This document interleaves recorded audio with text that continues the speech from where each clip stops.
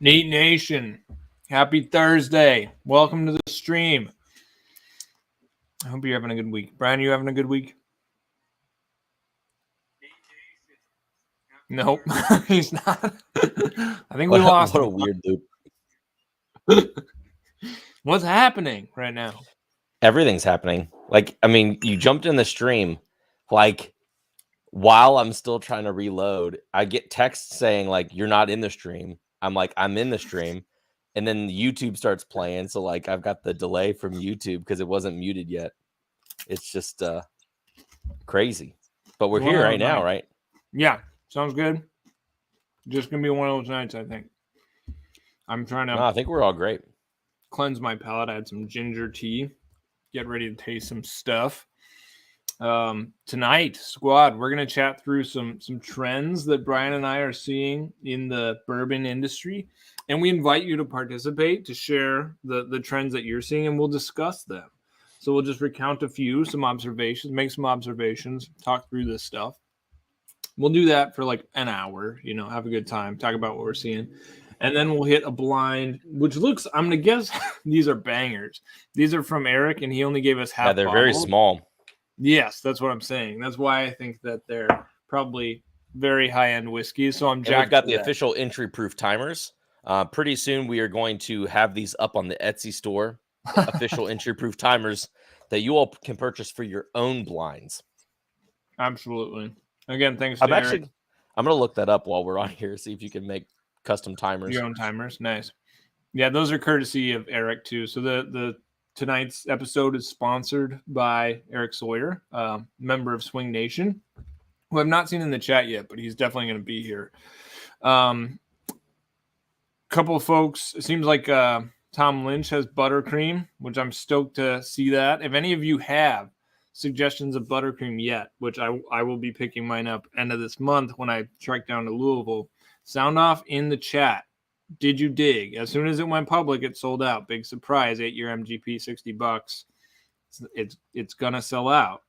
And it did. So, I'm pretty stoked. Like, all of our barrel picks have moved quickly. And I'm thrilled for that. The Middle West pick is still it still happened. It still exists. It's been bottled. And apparently the confirmation sample was sent to me. I never received it. Still haven't seen the tracking on that. But our squad member at Middle West said he would send another one. So, yeah, just waiting to taste that. Make sure it tastes good, and then we'll move it. And then also, Brian, the folks at Dancing Goat sent out our toasted rye samples. So you should. I was wondering what that. I thought I got something in the mail, or a tracking update. Right. You should get it on Saturday. I'll get mine on Friday. So what I'm thinking is either Sunday or Monday night for Patreon supporters, we should do a live stream for the squad and taste that and talk about it and either confirm it or deny it 3 times. But last time we tasted it tasted good already, so we just wanted to give it a little more toast time. That's a toasted rye, 6-year toasted rye, or maybe 7-year toasted rye. I'm also going actually back to Dancing Goat very soon to do a pick for a country club near here. So I'm going as a consultant, unpaid, just for fun, with my friend, my boy Matt Pletz, for the River Club. We were supposed to go this Saturday, but Nick Moss has a family thing, and Omicron's bad, and so we're just going to give it a few weeks. Yeah, that's what's new in my world. And then we're getting ready to make the trip down to Louisville the 26th and 27th. We're supposed to meet up with Blake. There's actually a possibility we're going to throw in a bonus pick on that trip, but I have not heard. Have you heard confirmation from him? No, I know he's in Colorado right now with the Pursuit guys, so I'm sure he's a little tied up. Yep. Johnny 5 makes a good point here. My consulting fees are paid in whiskey. They kind of have been, so not going to complain. So who wants to say that real quick? I will say that tonight we have a new sponsor to the show. Please tag them. We gave up on High Noon. We're going for the Topo Chico. Someone screenshot this, put it on your Instagram. At Entry Proof Podcast, at Abandoned Bourbon, at Droopy Whiskey. Right now, I'm going to give you some time Drew, point over to it. I'm gonna give you some time. Y'all screenshot it. Do your little screenshot saying that you're watching the video. Tag Topo Chico. We're trying a new hard cider. I'm a big Topo Chico fan. Hard cider? Or hard seltzer. Big Topo Chico fan in terms of like quality of the bubbles, right? How intense the crispness is of the bubbles. So we're gonna dig into this Nice. exotic pineapple flavor of their 12 pack. So tonight is officially sponsored by Eric Sawyer, combined with Topo Chico hard seltzer.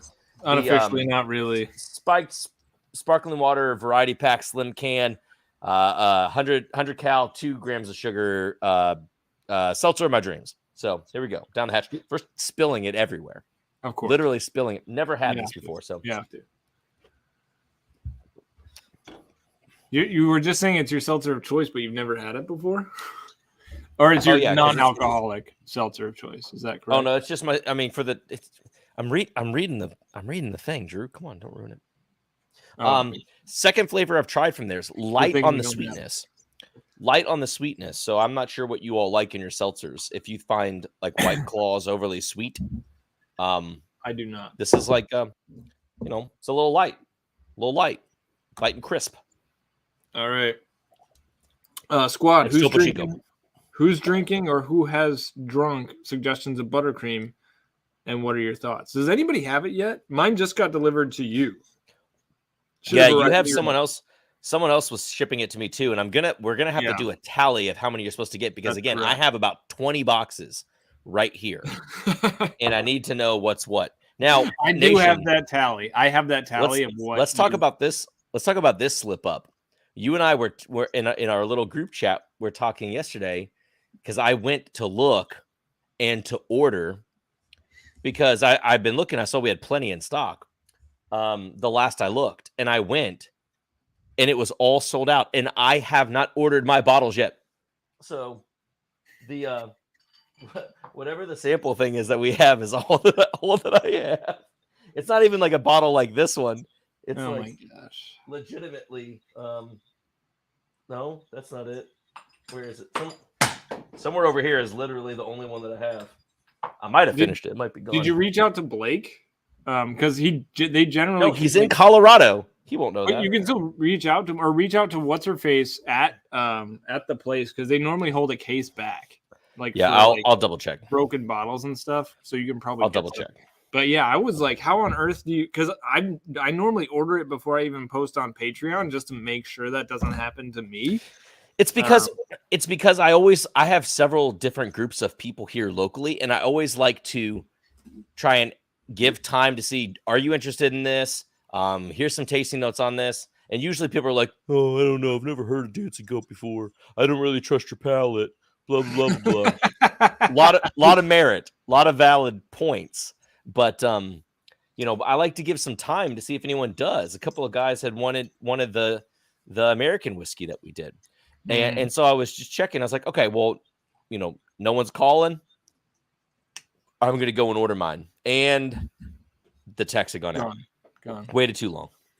Yeah, but hey, Blake did ask. Regardless, I will figure it out. But regardless, I am so glad those bottles are going to be in people's hands because we've been doing some nice picks. I'm glad for that.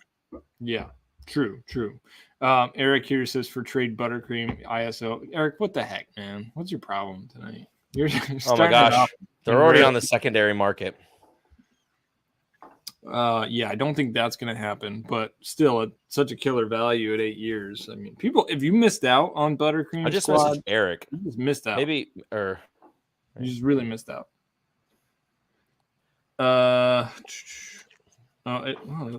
Eric posted. What do you drink? Eric shared that screenshot to Topo Chico, so that's good. Let's go. What are you guys? What are you drinking? I am drinking Four Roses pick. The one I think I was drinking this last week too. It's just so good. That OBSV I popped. I'm in bottle kill mode. I killed the Obtainium light whiskey pick that I had the 375 of. That was of course delightful.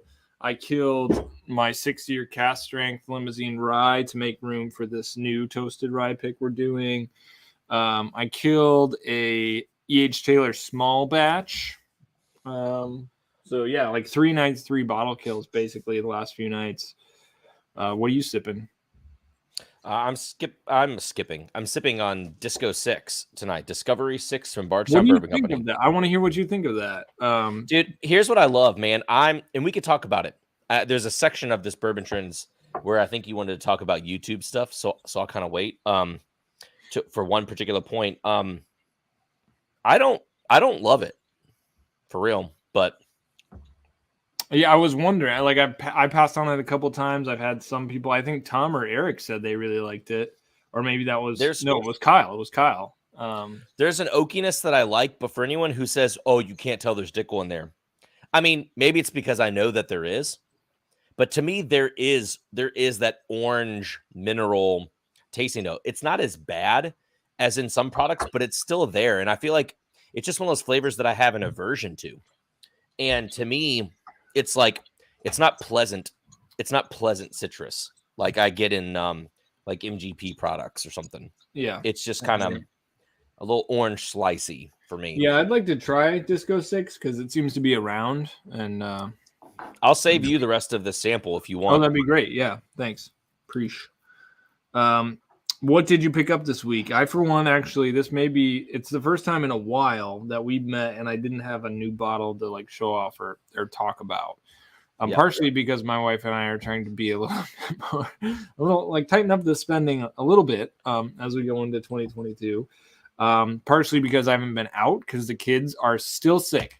We are going on 2 full weeks of sick children. It's driving me crazy. So no new bottles for me this week. Sorry about that. It is what it is. You know how it goes. What about you? Any new bottles this week? I saw you posted today one actually. Yeah, I did a trade with somebody who was coming through town, and got to I traded and got where did it go? I don't remember where it went. Like here, this particular Four Roses bottle that I've from a run that I've been looking for. I'm gonna try and tighten it on it one sec. It's a OBSV. It's a this JE32 tier 6 run. I hear that all of them, like tier 4s up to the 6s, are all good. This one's from Mammoth, which is semi-local to me here. That I heard was just lights out. I got a sample of it back here. It is pretty lights out. Since I got a bottle of it now, I can see about hanging on to the rest of that sample for you too, so you could try it, because it's just it's one of those bottles where like I will just on average say, oh, I don't really like a ton of spice, but this is one of those bottles that's like really spicy, and you're like, give it to me. Yeah, keep delivering it. Yeah, I'm kind of a fan of the spicy bourbons if they're balanced, like if it's got enough sweetness. You would love this Four Roses. So nice. I'll see what I have left in that sample bottle. Real quick, I'll hit this question from JP. Do you guys have any love for Islay Scotch? Generally, you do not. Is that correct, Brian? I just don't have enough experience. So JP, I've always kind of said that if someone could give me a list of 5 scotches that would change my mind, that I could go to a bar and say, "Oh, I'm gonna make this video. I'll pay for it." Yeah, it does. I want it like what? Now, hear me out. That's going to change my mind about scotches. And if after trying those 5, I don't say, "Oh, this changes my mind," then I'd feel confident saying I'm not going to go after scotch. Sure. I am intrigued by it. I'm interested in it, but I've not had that many that really did it for me. Yeah, I hear you. I really like scotch. I was actually sipping some scotch, a 24-year-old Abundant Treats from Scotch Malt Whiskey Society. So good.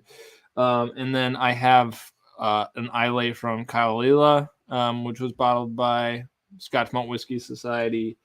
And the Isleys are hit or miss. The one I have from SMSW, SMWS, I actually really, really like. Some of them, though, are just pure gasoline. Like Ardbeg, I'm not really a fan of. Lagavulin is a mood whiskey for me. Oban is just very lightly peated. It's not Islay, actually, but Yeah, so some of there was a Lagavulin Distillers Edition, which is sherry finished peated whiskey, and I really liked that. That did it for me. So yes, answer JP is yes, some, but you know, I hit Scotch once a month, once every couple of weeks. Really enjoy it, but I don't pursue Scotch in the way that I do bourbon.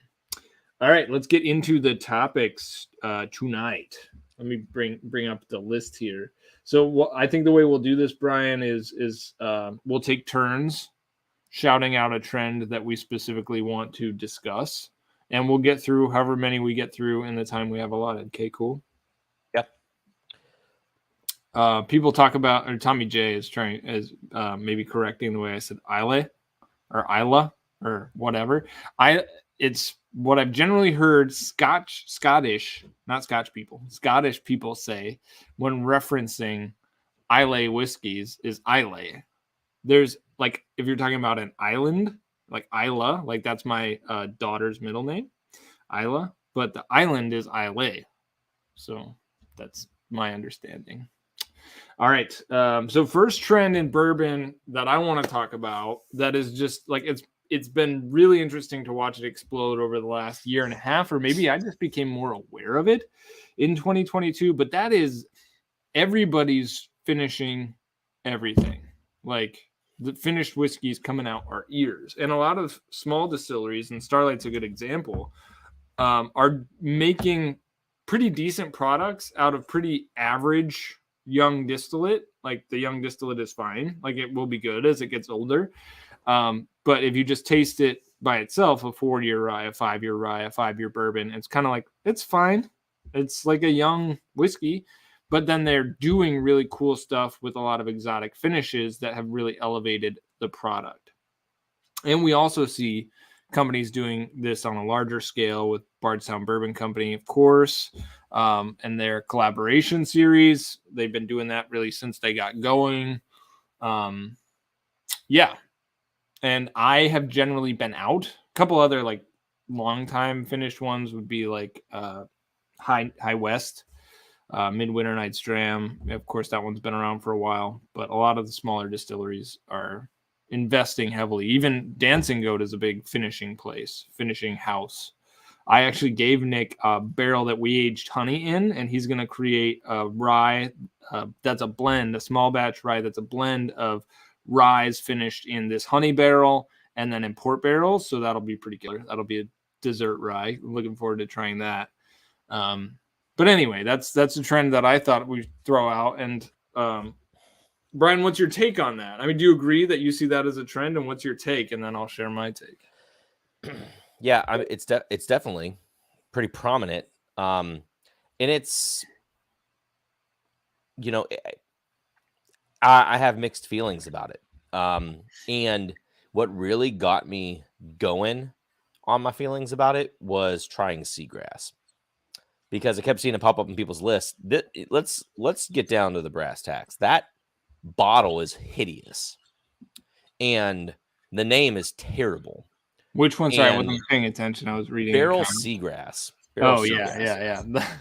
So like I've had Seahawks. That's what it reminds me. So when I first saw that bottle, I immediately, like, it was gone. It was gone the minute I saw it. Like not a thought again, until I start seeing everyone talking about it. And so the other day I went to the bars and I tried it, and it set me off on this tangent that maybe some people in the chat can relate to, but I think definitely you can. And so this is what I want to talk about.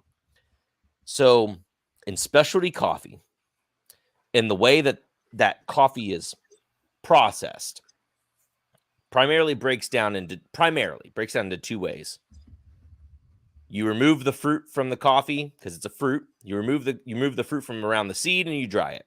Washed process. You dry it in the fruit. Natural processed. And generally, natural processes are more intense, more fruit forward, whatever. They're big. And you combine big flavors with a region that has expressive characteristics, and you throw them into competitions where your scales go from 1 to 10, but generally on average, things score maybe about an 8.5. Right. And all of a sudden, these things, because of their exaggeration, their intensity, and their charismatic expression, they start scoring higher. And I feel like it's safe to say that anyone who's in the competition circle knows that you're kind of gaming the system, right? It's, yes, there's enjoyment, but you are also gaming the scorecard for what scores high. Enter finished whiskey. Finished whiskey to me is like drinking a Coca-Cola or a fountain drink or a Mountain Dew. It is super flavorful. Like that's what you signed up for, ideally, right? And I'm not a purist by any means. I love drinking pop and I love drinking finished whiskeys. But if you've tried Seagrass, comment in the chat. After trying Seagrass and then seeing it take so many awards, I was kind of like, this is a cheat. I don't know why. I mean, next year I'm going to put a Negroni in my top whiskeys of whatever. like what's even the point anymore?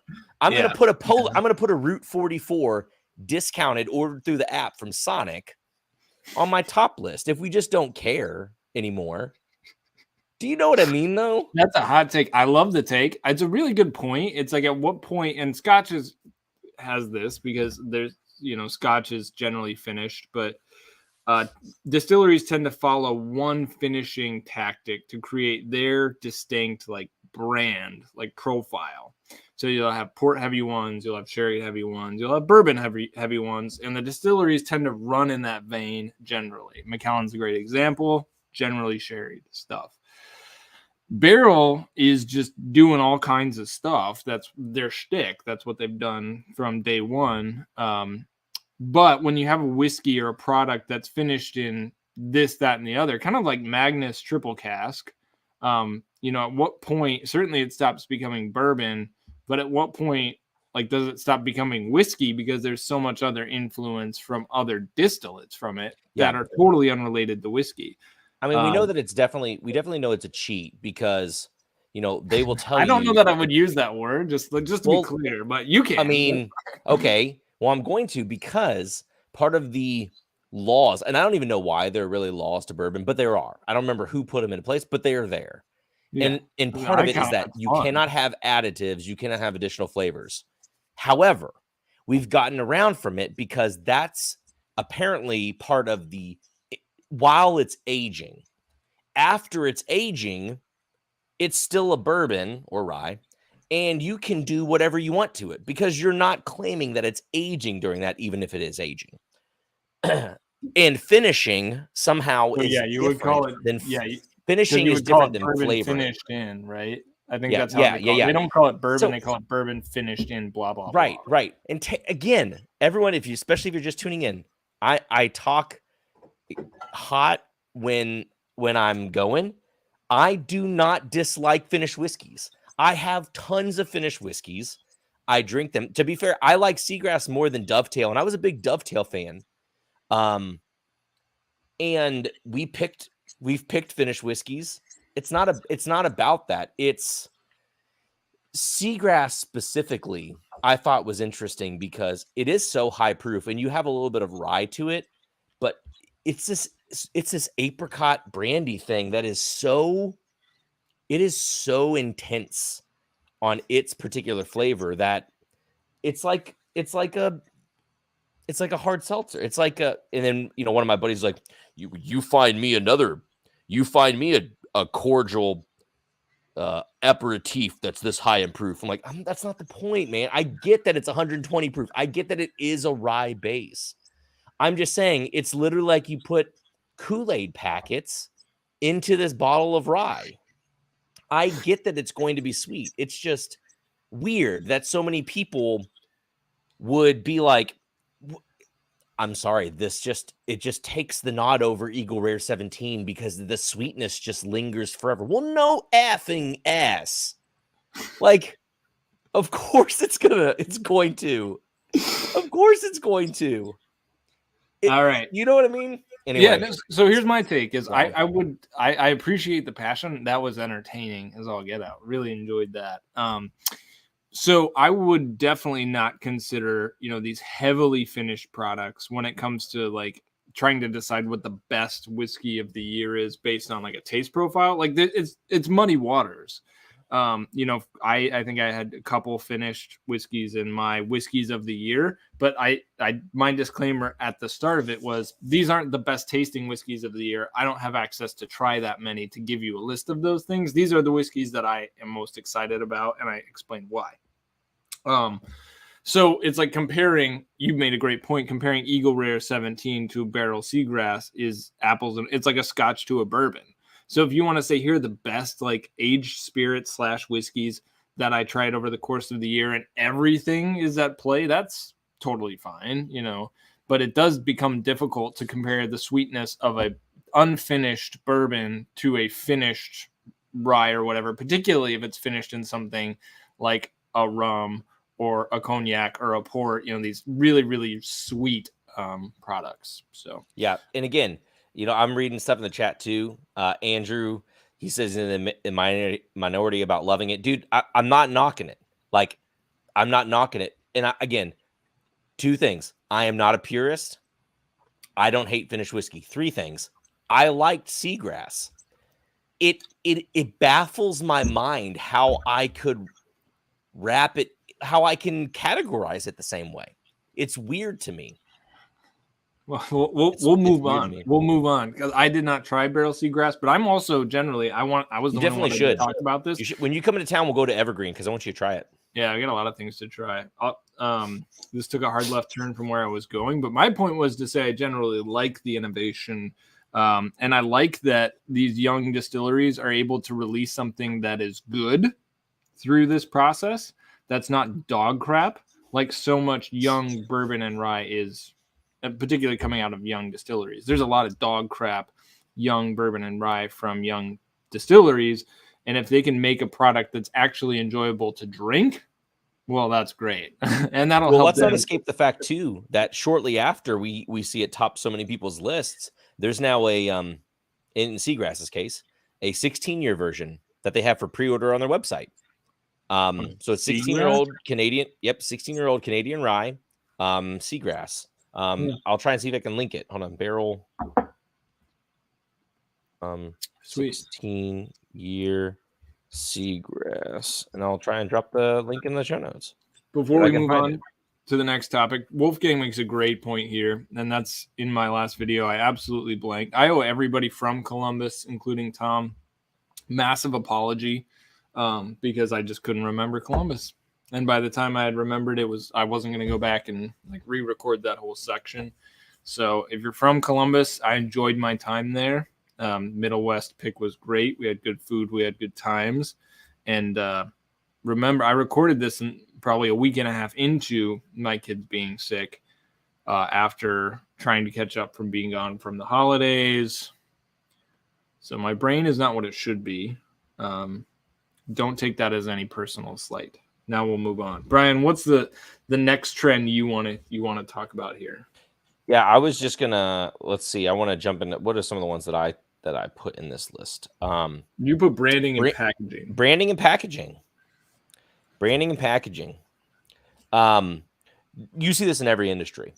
But we know that bourbon is so highly collectible, regardless of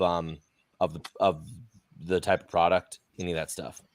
And so, we have seen things, Blanton's, right? Coming with its little bag and its little horsey topper. You've seen tubes, E.H. Taylor. You've seen boxes like the Four Roses. You've seen boxes like, I don't know, other things come in boxes, Maker's 20, whatever else. You see Blue Run with tons of butterfly colors, which, to be fair, I had liked some of Blue Run's products, and I saw where their pricing was, and I was like, man, I don't see how this is going to continue to go in a positive way. And they started releasing some of their own distillate kind of stuff. still a little bit hard to swallow the price point. It wasn't until they did, I was fine with like all the different kind of colors and what they represented for a while. It wasn't until they did the single barrels of the 4-year bourbons that look like Drake's new album, Certified Lover Boy, with all these different colors, like 10 different like pastel colors, that I was like, okay. They're 4 years. I didn't realize that 4-year yeah, bourbon. Yeah, they were all fully bourbon, but they had 10 different colored butterflies for that. And I'm like, okay, at this point, you had like gold, you had black, you had silver, I think, you had a spotted, and then I'm like, and I was cool with all that. You had iridescent and I'm like, okay, I get that. But then you went from 5 to 15 like that, all for 4-year single barrels, and I was like, okay. Okay. What's the color? What's your company's color palette at this point? Like, I cannot follow it. All of it. But they sold out every day because, we have this trend of packaging being collectible or highly sought after or perceivably worth more. And we always go after it. Yeah, I mean, so much of our desire to buy a particular product over another one is based on the aesthetics. That's true. Bourbon for a long time just didn't seem to care, like, at all. So, like, there's still some products on the shelf where it's like people just didn't give an effort. Henry McKenna, I'm just waiting for the Henry McKenna brand to be refreshed because it's still awful. Like, if they put that in a fancier bottle, we will spend $80 to $90 on Henry McKenna. If it's in a nicer bottle, like, without question. 10-year bottle and bond, like, we're gonna spend it. That's what we're gonna do. And it's been a slow ramp up, but I think we're gonna see it more and more. A few of the younger distilleries, like or when I say younger, is more younger distilleries / brands, like a St. Cloud, which so much of what they're releasing is sourced. But St. Cloud, big emphasis on the packaging, and my gosh, that may be the most lovely bottle. I think it's the same bottle as like a Michter's 10, but it's like completely nude on the front with a little gold what's the guy with the arrow? Who shoots people, makes them fall in love. It's the Hunger Games arrow thing. Yeah. So it's like a Cupid or Hunger Games gold logo with a nice topper on it. And it looks fantastic. But those products are fetching a premium by and large based on the effort put into the marketing. And I think we'll see that continue in the days ahead, because when there's so many products on the shelf as there are now, how do you differentiate yourself? Well, you can based on the quality of your product being so dang good. But to get people to try you initially, Rabbit Hole is another good example of like a pretty embellished package. Yeah. So I think we'll see more tubes. We'll see more custom glassware, more metallic style labels. Blacken's a good example too of a relatively recent brand that kind of along the lines of New Riff went with something a little bit different in their bottle type that's probably working for them. Yeah, and I, as a guy who works or has worked in marketing and worked in communications, I don't mind bad marketing. I don't mind very clear and specific bad marketing. You mean good marketing? I don't think you said bad marketing. You said bad. I don't appreciate. Well, now you got me confused. I don't appreciate. I appreciate. I appreciate good marketing. I appreciate well, you got me off of my tangent, but it's fine. It's fine. I just want to make sure that it also like backs up with like the brand as a whole, and it's interesting. I went on this whole Forester tour yesterday, and they talk about all of the rectifiers back in the day, back when George Garvin Brown made his whiskey, instead of bottled it first bottled bourbon. First bourbon. If you haven't gone through the tour, back then you had to go to these places and just in whatever container you had, you'd scoop whiskey out of barrels. You have to trust the source. That at that point we're filling it with whoever whoever, whatever you want. And George Garvin Brown said, no, I want people to trust, the product that I have. And so he had a glass bottle. Glass was expensive. You could see the product inside, and he'd signed it. And that was like his certificate of authenticity. And, I'm sure it's been like this all over, ages since then, but it kind of seems like it's marketing these days kind of seems like rectifiers going against like those people who want to stand beside their product. Right. And it's like, how do you differentiate on the shelf? Because you need to differentiate yourself on the shelf, but it's difficult when you have, marketing sells, labels sell, colors sell, visuals like that. And people are like, I want that on my bar, regardless of what it tastes like inside. It just makes it difficult. I see it in every industry, though. I saw it in chocolate. I've seen it in coffee as well. But you brand yourself, and people think it's hot. They go after it, but it's not always an indicative of what product you get. So, of course, yeah, buyer beware. I'm gonna pitch you one, and then I got to run upstairs and check. I hear a kid up, and like I said, the kids are sick, so I need to go help for a second. But one I wanted to talk about that I'm just sick and tired of seeing is unadulterated, like just 4 and 5 year MGP. Everywhere. And you mentioned it in the Blue Run single barrels. It's everywhere. It's literally everywhere. So you talk about that, and I'll be back in a second. Yeah, I mean, there's so much stuff on the market that's just all similar stuff. And the biggest problems that I have with it, really, I mean, I'm just worried how long can that go and it still catch people's interest, really. If everything's 4 and 5 year whiskey and that's all they're getting, there's nothing new under the sun, what's going to keep people coming into the industry, staying in the industry? If there's, how long can that go? How many brands can pop up for that to happen? But, the other thing that I think about in that particular case is, what does this do to the drinker, the people coming into the industry? Does that affect the perception of bourbon drinkers? Like I have a guy that I know has the ability to try well-aged Willets, but he had no interest in doing that. He wanted all the young 5-6 year Willet stuff.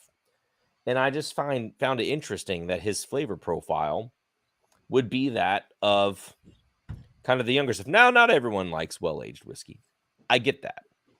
But I'm just wondering if we're cultivating a generation of whiskey drinkers that understand bourbon as hot, cinnamony, unoaked. That's it. Like without nuance, without syrupiness. I know there's a lot of good stuff that's coming on the market, and there are a lot of craft distillers doing unique things. I think it's a trend right now. I think it's something that we're going to get through. To be fair, let's see what Terrence's saying. To be fair, maybe it is an equalizer. New people coming into bourbon, drinking all these new bourbons, getting turned off to bourbon. Maybe. Let's see. Andrew Beck saying a lot of older bourbon drinks would tell me anything over 6 years was just the shit they couldn't sell. Yeah, man, it's so weird these days too. And I find it interesting too that people, the Russells included, they'll tell you that the sweet spot's 8 years old, or like 8 to 10 in the case of like the master distiller dude from Lux Row. Or, sometimes they'll expand it up to like 8 to 12. They're like 8 to 12, that's the sweet spot. After that, it's no good. And you know what they always say? They always say it's because you get too much wood influence. And I find it interesting when this particular product is what you are holding the White Dog in, your beer in.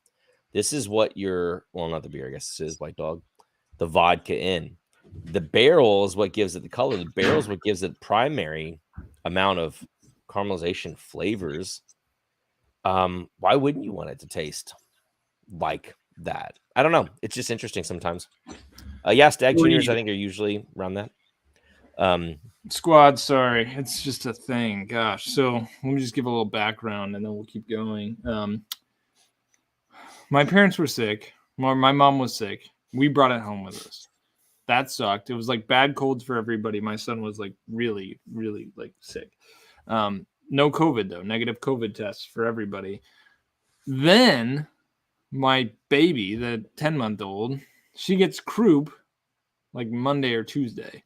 And so she's now like she's been sick. And now today, my 4-year-old pops a fever and she's the one up. So like I said, been going on 2 weeks. So God have mercy on our souls. That's where we are. So I can't hit it too hard tonight with the booze because I might be up a lot, which is fine. We'll get through it. Cheers.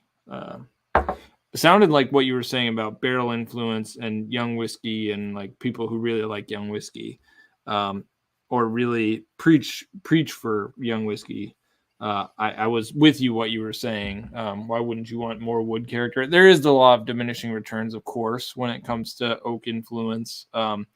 But it generally doesn't arrive until like year 15. At least that's been my experience.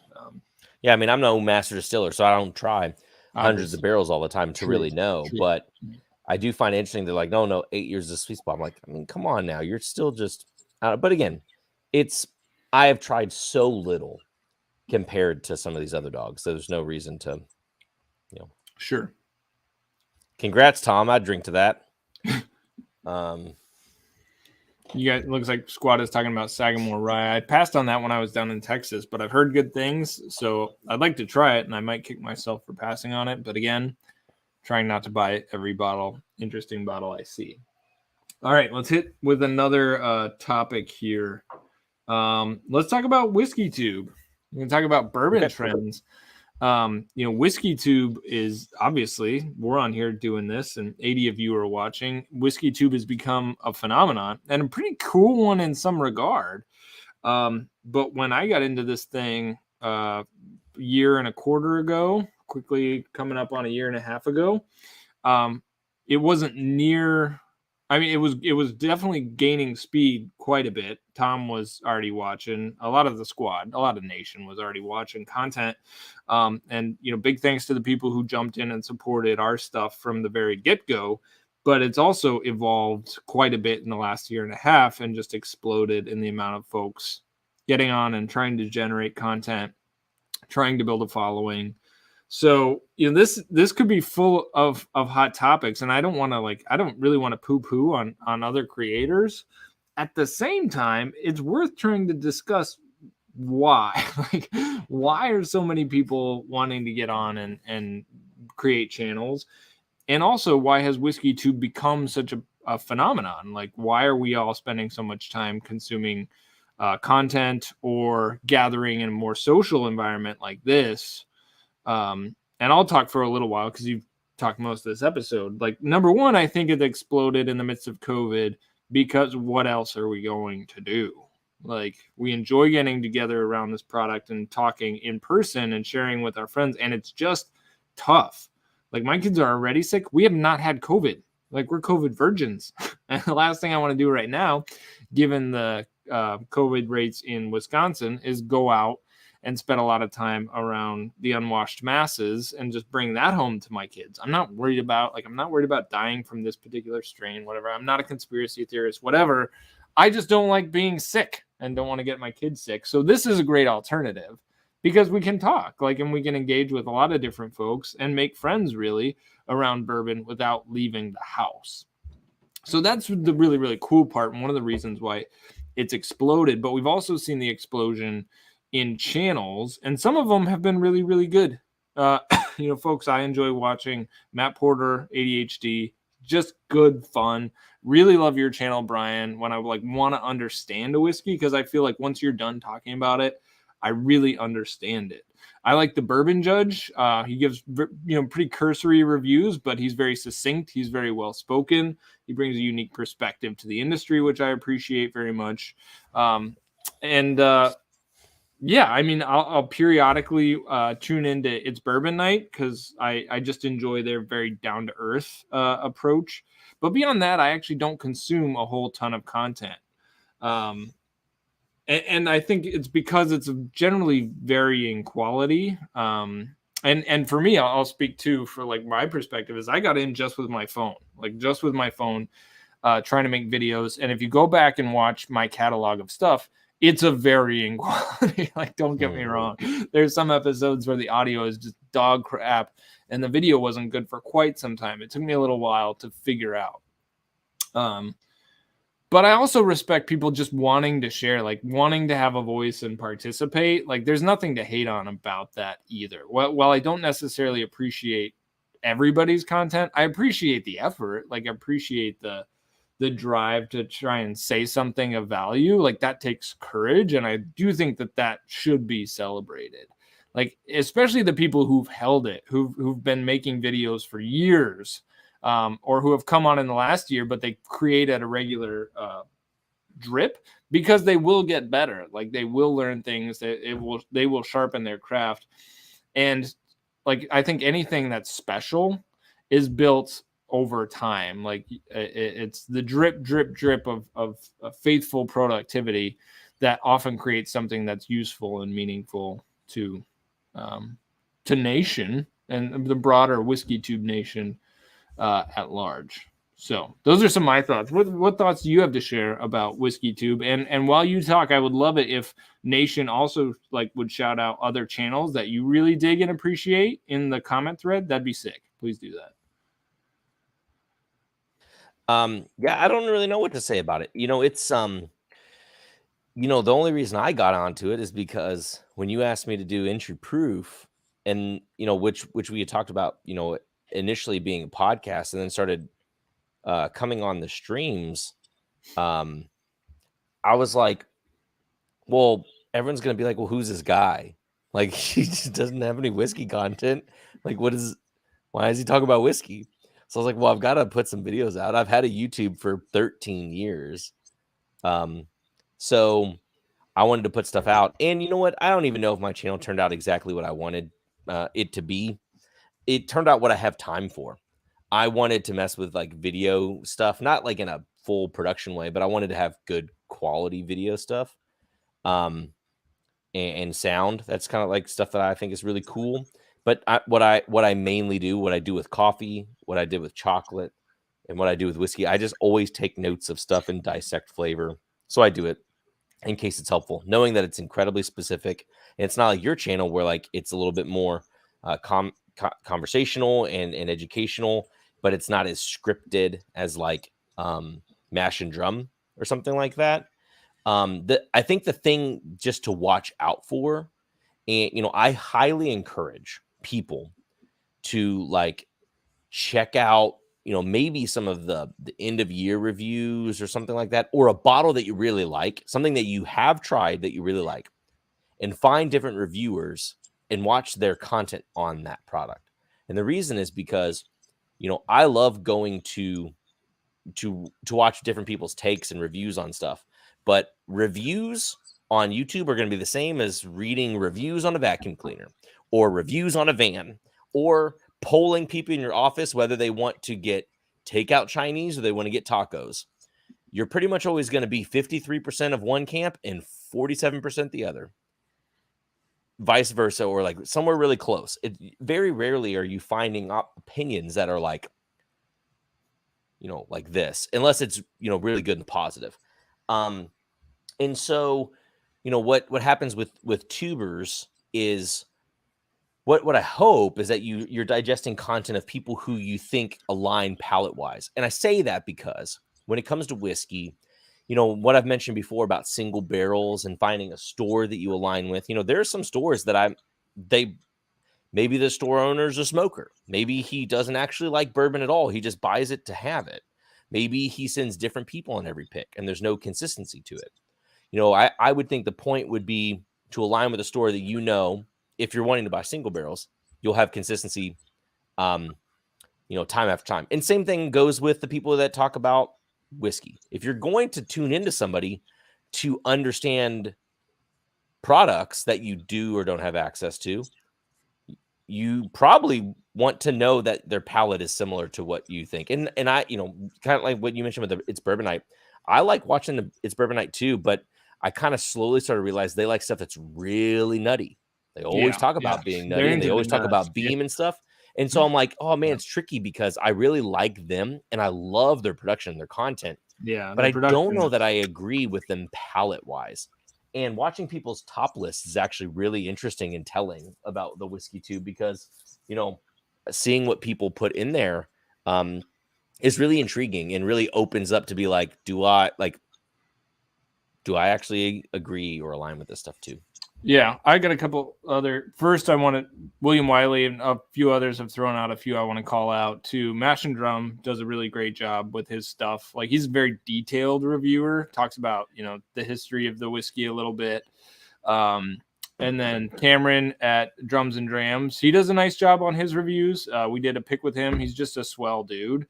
And then guy down the road for me, My Bourbon Journey. If you're into like craft whiskeys and you want to see some craft reviews, Scott has really devoted himself to telling the stories of a lot of craft distilleries. So he's got a ton of craft whiskey content on his channel as well. So, and there's a ton of other stuff out there as well. So, you know, if I kind of agree with you, find somebody whose palate matches. Also personality. Like, you know, I watch a lot of golf content, but like the stuff I watch the most are the people that I just enjoy listening to, you know, like I like their perspective, whether or not I always agree with them.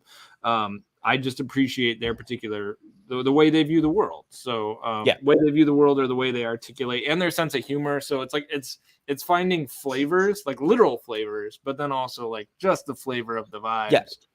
Really good point. Don't have to always find stuff that you agree with. You know, it's stuff that you want to engage with. You know, you're allowed to have differing opinions. I want to go back because not that it matters to me, but because I did like a Blue Run product on my list. But I want to go back to William. I can't understand if William Wiley is saying that he doesn't agree with me because of the Blue Run. If that's fine, if that's true, it's fine. I want to make sure I'm understanding him right because I don't know what you're talking about.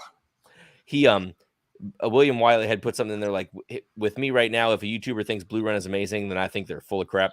That's why I'm starting to not agree with bourbon junkies. And then a couple of comments down, he just said, and a ban of bourbon. And I'm like, uh-oh, that's me. So I just trying to follow the through line to make sure that we're talking, that we're continuing that thought process. Okay. Well, I'm still lost, but that's fine. You want to move on? Let's move on. Yeah, it doesn't matter. Yeah, anyway, well, it'll be interesting to see how Whiskeytube continues to evolve. I mean, it does take a lot of work to keep the content up. So I think we'll have seen a spike of producers, and over time we'll see new channels, of course, and we'll see some drop off. Like that is the nature of the beast. And unfortunately, too, like there's some good creators who they're kind of at the mercy of the algorithm. Sometimes you can figure it out. Other times it's just tough. And I was really blessed. I think that the algorithm favored my channel or some of my videos, some of the content for whatever reason, and it served up to a lot of people who appreciated it. So like, I'm thankful for that, but I also don't necessarily think that the growth of my channel was necessarily just because I was awesome. You know? Yeah. There's a lot. It feels like there's a lot of luck involved. But you are, so there's also that. Thanks, Brian. I appreciate that. Let's move on.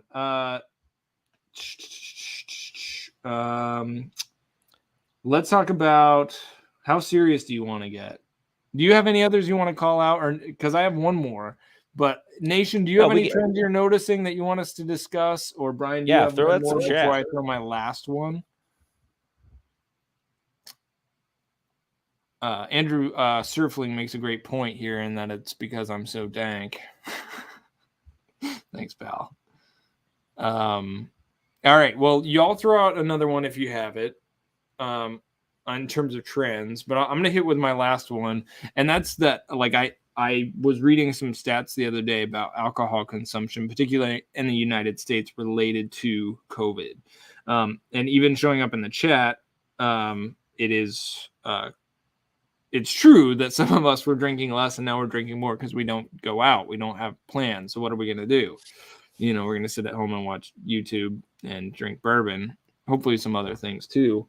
But it becomes easier to do that as our pastime, which is fine-ish. You know, like one of the things in creating a lot of whiskey content and recommending people buy alcohol is you need to be self-aware about what you're doing. And that this is a dangerous, slippery slope, which is why I made the dangers of drinking bourbon or something video or fairly early on, and thankfully a lot of people watched that because alcoholism is trending. It's trending in the United States, and that's not good. Like, as fun as bourbon is, and as much as I'm not going to talk bad about it, you know, and I do think like handling it wisely is good for it, and quite frankly good for you. If it's all we have, if bourbon is all you have, you need to go talk to somebody. Like, you need some help. You know, if you find yourself watching Whiskeytube 7 days a week and you're pounding 3 or 4 2-finger pours, you need to get some help. Like, and so I don't want to just assume that everybody who's watching this, who's watched our videos, like, it's all in good fun. It's not. Like, I watch on Facebook, I watch on YouTube, people drink an inordinate amount of whiskey, which is not good. It's dangerous for them. It's addictive. And like, I don't want to praise that. Like, I don't want to make jokes about getting slammered. I don't want to make jokes about bottle chugs, because it's very it doesn't promote family health, doesn't promote physical health, doesn't promote any kind of health. So we need to be careful. And given the fact that alcohol consumption is up, alcoholism is up significantly in the States around COVID, like, we just need to literally be sober about the issue and be willing to be introspective enough and say, do I have a problem? Eric Sawyer's taken dry January. Eric, I'm just shouting you out. I didn't ask you if I could share that. I apologize. But he's doing dry January. Jeez, Drew. Which it felt like safe information to share. And hats off to that guy. You know, like, we unfortunately kind of gave him shit for it. And like, we know it's a good thing. And we did say, hey, good for you, man. Like, doing dry January, because we all should do dry something periodically to say, this doesn't have power over me. I can leave it. And we should periodically do that. And some of us should just leave it. Like, some of it does have power over us, and we should leave it. And if that's you, like, if you need to reach out to somebody, reach out to me and I'll help you get help. You know, I'm not a licensed counselor, but like, I don't just want to assume that, again, we're all good. And if you need to talk to somebody, just choose anybody and DM me on Instagram if you don't have anybody else. All right. That's enough seriousness. Drew is very cognizant of that, though. I did tell him earlier today that I had another Topo Chico before the one I opened today. And he said, wow, Brian, you drink way too much. That's what he said. Not what I said. No. Nope, he said, wow, Brian. He said, Brian, you bring. Okay. He said, Brian, you drink so much. Yeah, maybe that's what I said. You drink so much. What are you talking about? But there's 2 points to that. One, I would defend and say, no, I don't. However, most people who drink too much would also say that. So you just have to be careful and hopefully be able to be introspective about that and kind of understand what that is. It's not even a tolerance thing when it comes to this. I literally didn't drink that much, but Drew's still giving me crap about it. So, hey, it's whatever. Like, it is important, I think, if you care about somebody, to ask a hard question. And I'm going to take Brian at his word. I kind of gave him crap. I didn't ask him a question. I was like, how are you doing? Like, do you drink too much? But Topo Chico, Drew doesn't want me to sponsor the show and talk about your product because I already had one today. If somebody has the intestinal fortitude to ask me a question, like, dude, how are you doing? Somebody asked me the other day at work, are you okay? Like, I wasn't being emotional or anything, but they were truly just asking me, given everything that's been going on in my life over the last few months, are you okay? And I appreciated that a great deal. And to ask me, you could ask that to people this day and age. I thought that I hope like you you can. would get I thought you would get called like a note to HR about that. No, it seems fairly innocuous and generally. This person asked if I was okay, and I think they should be fired. I was offended at the notion that I was not okay. But yeah, that and making like, a little light at the end of a serious topic, but no less serious of a topic. Of course. If we're sharing, this as a hobby, it's worthwhile with those who share it closely with you to ask them, hey, are you good? Like, are you managing it well? Are you managing your money well, your consumption well, your relationships well? Because some of us don't, and we just need to own that. Okay, moving on. That was good. Maybe it was good. I'm not sure. Did anybody else throw out any trends that we should discuss? Oh, yeah. Here's a good one regarding allocation. 2022 will continue to make allocated bottles just as rare or rarer than 2021. It remains the allocated 2022 bottles for this community. I'm not sure what the second phrase is really getting at. But yes, it does seem like we are Pop that back up so I can look at it again. the bourbon community in general, like the geeks, we're kind of moving in some cases past allocated to picks. I mean, I know like I'm a big pick guy because I've just accepted that so much of the allocated stuff I won't get based on where I live. And that's fine. I would agree with you. The trend of allocated bottles getting harder to find, that's not going to stop anytime soon. Like, thankfully, there's more allocated releases, but they're not any easier to find. So I do think, given bourbon production being what it is, very high, we'll continue to see more allocated releases. But given the fact that the hobby continues to grow, Whiskeytube is flourishing, we're not going to necessarily see more on the shelf. And I think you'll continue to see inflated prices around allocated whiskey, 80 to 90 bucks. Days of that for a bourbon aged 10 years or more are kind of like they're quickly disappearing. Which is twofold. Because partially you say, well, if people are wanting to pay, everyone wants to pay premium. They shop at Whole Foods. They buy fancy stuff. They buy the newest phone every time. People want to pay more, so you'll give them something that's premium that costs more. However, it also costs more to have well-aged whiskey these days. It didn't after the glut, right? True. The glut came, all that stuff sat around, and we drew it down. But now it is disappearing, and creating it and aging it again is costing more money again, more than it did then. So it would only make sense that we would see prices go up, but it also, to me, isn't always true that because it is inexpensive and sounds like it's going to be great, that doesn't always mean the product will be in the end.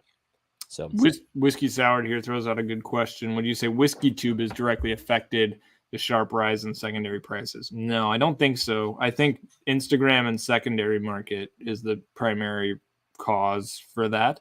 Certainly Whiskeytube has raised awareness about certain products, but by and large, there's a lot of content about everyday brands that's being generated. There's not a lot of stuff about super hard to find. Like, you don't see many people being like, all right, let me review Thomas H. Handy today. Like, that just doesn't happen too much.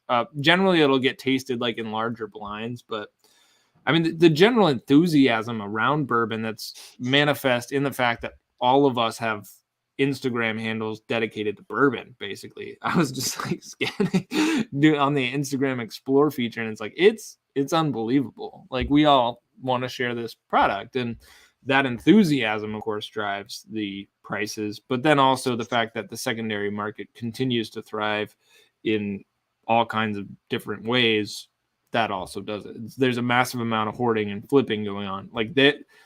It's fairly normal to meet somebody who's flipping bourbon as their job. Again, let's remember that's illegal, but it's also fairly normal. Right. Kyle says Tater's going to take. But one trend, it's not really a trend. It's just a thing.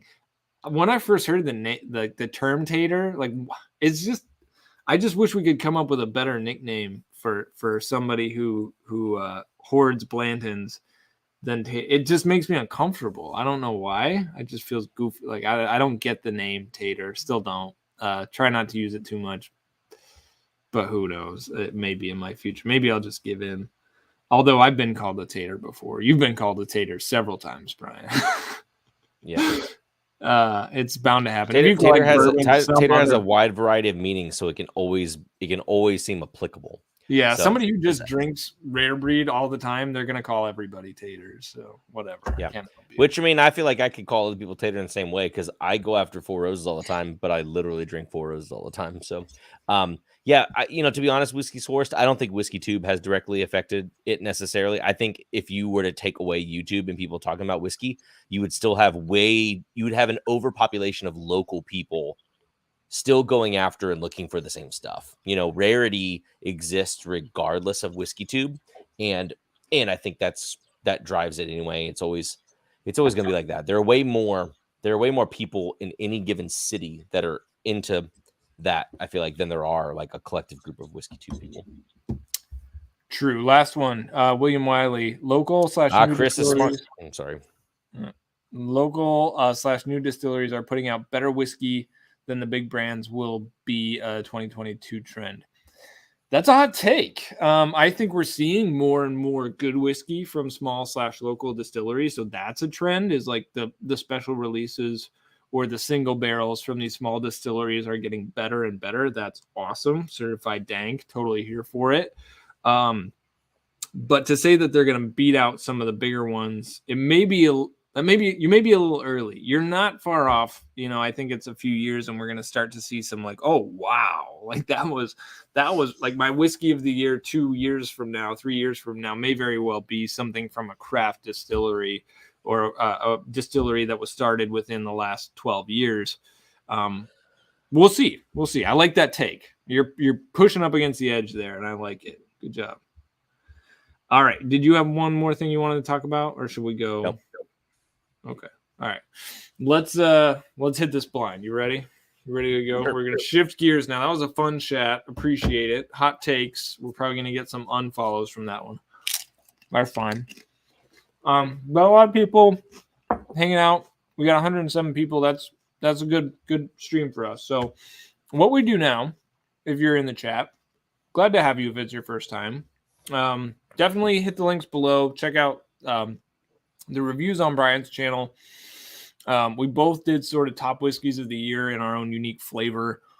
I do a lot of educational, like brand survey or almost like buying consultation on my channel. But it's good time. So those are in the show notes below. What we tend to do on the back half of our streams is we'll often have members from Nation send us blinds. So Eric has sent us a breakdown of the questions he wants us to answer in 4 whiskeys. And the goal is to answer the questions, and whoever gets the most points wins. I think we've done this somewhere in the realm of 8 times or so, or 9, and you're beating me by 1. I don't know exactly what the score is, but I've been keeping track of the differential. For anyone who is new, I love tasting blind stuff. I care very little about it, but Drew is very competitive. So I couldn't tell you how many times we've done it. I'm appreciative to everyone who sent samples. I love tasting. And so it has been informational. I haven't kept notes of everything, but it's been fun. There's some I've wanted to go back to and I couldn't remember what they were or where they were. But thank you to anyone who does send samples. The blinds are always fun. And I love seeing Drew get riled up about it. I think there's a score sheet for this one, right? Uh-huh. Yeah. So I have my samples out and my timer out, but I don't have. I'm just palate cleansing a little bit here with the chip. I got to find a pen, though. So I got a pencil up here as well. Wait for it. Yeah, so if anyone doesn't remind, the show is officially, unofficially sponsored by Topo Chico Hard Seltzer Spiked Sparkling Water. Go ahead and give it a go. Refreshing, enjoyable, light. A little actually light on the sugar too. If you're not too into that. 2 grams sugar. I don't remember. What was the High Names? Were they sugar free? Maybe they were sugar free. They're not sugar free. Okay, 2 grams sugar, low sugar. This is great. You want low sugar? This is your jam. We got tangy lemon lime. We got tropical mango. We got strawberry guava, exotic pineapple. This is exotic pineapple. So what are you eating? I'm eating chips, just corn chips. Or these are multi-grain tortilla chips. Getting a little salt. Gets a little nourishment. All right, so squad. Yes, Eric, I want you to post. No phones, Brian. So Eric is going to post. No phones. Eric, what's your handle? At Eric_Sawyer or something? Eric is going to post here in the comments his Instagram handle. And if you want to see what we're tasting while we taste it, you can go follow Eric on Instagram and check out his post or his story, whatever he's doing to illustrate. We have reveals. So Eric wrote us a note. He says, feel free to add questions. I know Drew probably will, but I don't advise. So at your request, I will not add any bonus points. He says, thank you for tasting and guessing these bourbons. I provided a 5-minute timer for the guessing portion. After your answers are final and before revealing the bottle, please talk about your pour and your thoughts. So we'll talk, or we'll guess for 5 minutes, we'll talk for 5 minutes, and then we'll reveal, and we'll move on to the next one. Each answer is separate, so you can reveal after each sample. If you want, I can post the bottles on my Instagram, which he's doing now. He actually gave a link, which I will not click on. All right. So I'm going to pour. Brian, we're pouring sample A. Brian, let me know when you've got sample A in your glass. Well, light looking. A is in my glass. All right. And get ready to flip. Yep. 3, 2, 1. I'm putting this on the mic stand so everyone else. It's a little. I mean, it's kind of tilting, but maybe you all will still be able to see that, so you can see how close we are on the timer. This was a bad idea to have the pineapple so close. The pineapple is lingers with tropical fruitiness. So we have to guess on this one the proof, plus or minus 3. It says plus or minus 3. I think he means we have to guess the proof within 3 proof points. Is that correct, Eric? So guess the proof within 3, which is not much of a margin for error. And then it's a yes or no. Did we get it? Guess the distillery and guess the bottle. We only get 1 point for each one. So normally I would there's opportunity for 5 points in each one. So Eric's really keeping us tight here. Hey, Brian Barrett, what are we winning for most points? Fantastic question. I've been asking myself this for months. It just gets extended. It's one of those things like if you won, it's like best out of 2. It's like if you win 2, it's like, well, best out of 5. Yeah, that's exactly right. The same thing keeps happening until Drew has taken over. We should make a bet, though. That would be fun. I don't know. There's no reason to bet. There's no reason to bet. I would bet. I think I know what this is. I haven't even tasted it yet. Time's ticking. You know what it is, you said? I have thoughts. I have thoughts. I don't have any thoughts based on the nose.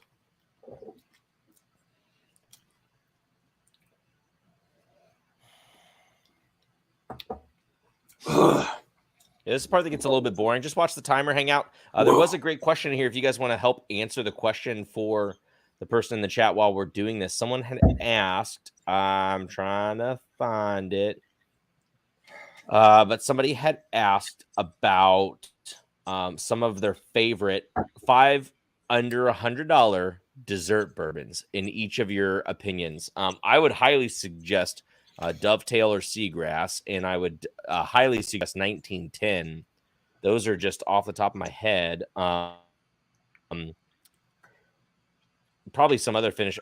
Someone looks like they mentioned here Angels. I need to pay attention to this. I need to pay attention to this, or I'm going to lose time. Angels Envy Rye is very sweet as well. There are more. There are more. I got to pay attention to this. But everyone in the chat, jump in there and say some stuff. What's your favorite under $100 dessert? It's no secret. This is hot. Oh, I'm getting a note now that is. Oh my gosh! It's gonna be. I just did a terrible thing. I've got a slightly stuffy nose. I took a sip, and I tried to exhale, but I couldn't, and I caught all the alcohol back in my throat. Oh man! And it burned so bad. I can see who views my story as True P Whiskey. I'll let you know. Oh, come on! Do you need me to keep my hands up the whole time? What a D move. You're right. Alter Ego is great. My timer is. I need to hold on.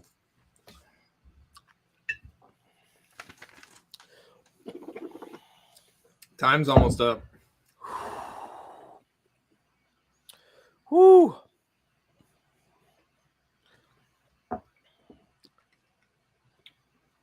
This is tough. I'm struggling with this, but I'm sticking with. I had a guess. I'm sticking with it.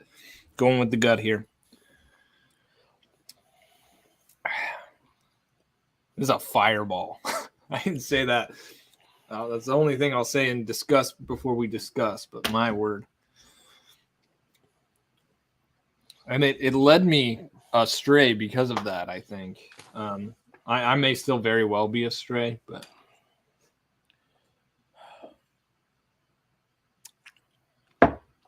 Let me know if you're good. I'm done.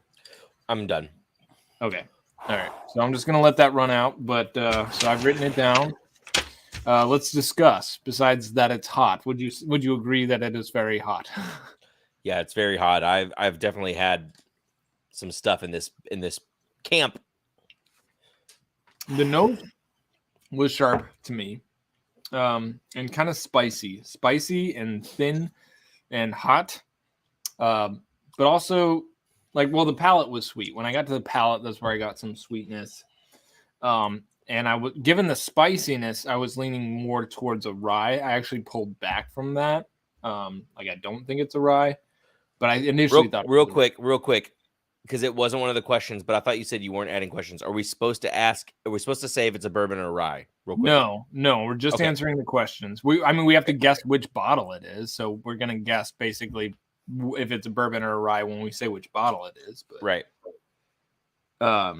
So yeah, those are some initial thoughts for me, and then I'll say a tasting note I got that's kind of a giveaway. But yeah, what are thoughts you have? Well, I've got one particular note too. Let's do 3, 2, 1, and then say whatever our flavor is. Okay, 3, 2, 1. Banana. Yeah. It's pretty banana heavy. And it being as hot as balls, there's only one product that I think is that hot. Two. There are two, and that's where I'm stuck. There are two products. That's where I'm stuck. There are actually more. There are more now. There's more been towards the end of this year. It's very banana prominent. It's very caramely with a good amount of spice. Yeah. It immediately makes me think of like early times, but higher proof, but it's still young. It reminds me of like Old Forester signature flavor profile, but it's too hot. It's too hot. Yeah. Although it could be an Old Forester barrel proof, which I did not write that down. That's not way I went, but it could very well be that. But those have been more cinnamony to me. They've been all over the place. I feel like it has to either be a Jack Daniel's or a Old Forester. I feel like because of are either of those what you thought you said is like one thing? So I'll go down. I'll say I said 133 proof Jack Daniel's barrel proof. Yeah. See, I went the other way. I thought I lean more in the Old Forester barrel proof.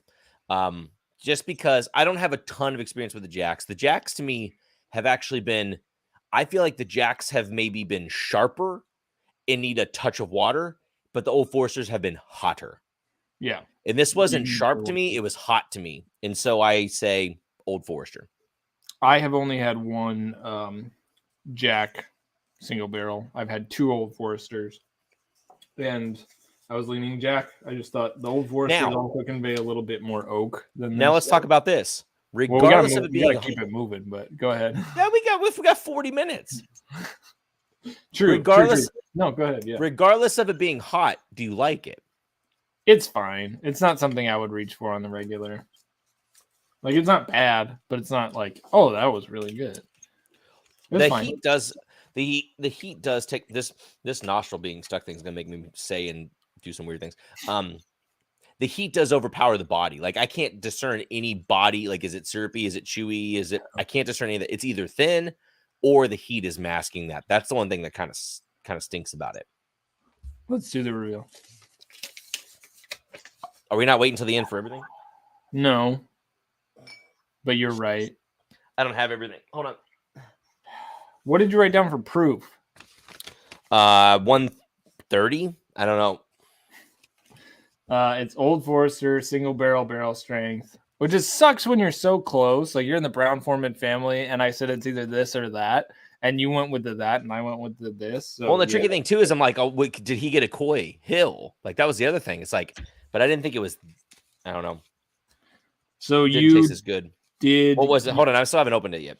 Yeah. So neither one of us got proof. It's Old Forester single barrel strength. That's what it is. You got 2 points. I get 126.6. So we neither got that. Yeah. No, neither of us got a point there. I know, but you got the distillery and the bottle, so you're up 2-0 right now after round 1. Fun tasting though, and we were triangulated on that. Like, we're we were Yeah, we both kind of nailed it on that flavor profile. Now I will say, so here's what's interesting too. And you might hear me talk about this in my next video too, though. You know, I've not personally loved dang, you're right, Eric. I've not personally loved a lot of the Old Forester single barrels I've gone after, but they still sell out. You know what doesn't sell out? Jack Daniel's barrel strengths. Yeah. I'm telling you guys, cheap, pretty solid profile. I'm telling you, if you guys want a nice barrel proof whiskey, you know, decent. If you want a decent barrel proof whiskey, affordable, and they sell them in 375, so I'm pretty sure a lot of markets. Yep. Go get a Jack Daniel's single barrel select. Yeah, I would agree. They're just as good as the Old Forester barrel strength stuff.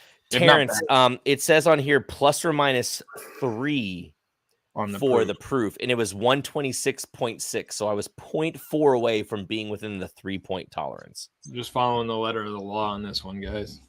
All right, round 2. So sample B. Let me know when you've got it poured. I'm pouring. Sorry, I gotta add some water in my glass.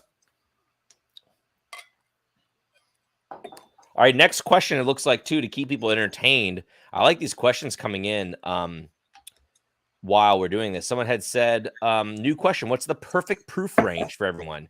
90 to 99, 100 to 109, 110 to 119, 120 to 129, or 130 plus. So while we do this 5-minute breakdown on sample B, go ahead and throw your answers in the chat. I think I'm 100 to 110. Like sometimes a 110 to 120 can just bring it. North of 120, I'm like, gosh, this is hot. But pretty much every Elijah Craig barrel strength is north of 120, and those are my OGs. But I love the Old Foresters, which tend to live in that 100 to 120. They're generally in the 110 to 120 range. So yeah, I feel like I'd have to be. I think I love a 110 proof. You know, I feel like I have to be in the 120s. I wanted to say 110 to 119, but like the Old Forester one was the 117 series was 110 proof. And man, it felt light. And not everything does feel light like that. Four Roses picks are often in that 110 to 119, which is normally what I do drink. But I feel like sometimes I want a little bit more. So I'm going with the 120s. All right, let's flip this timer over. I did pour it. 3, and then everyone else can sound off in the chat. All right, sample 2 or B, I guess. Here we go. This is not going to balance here.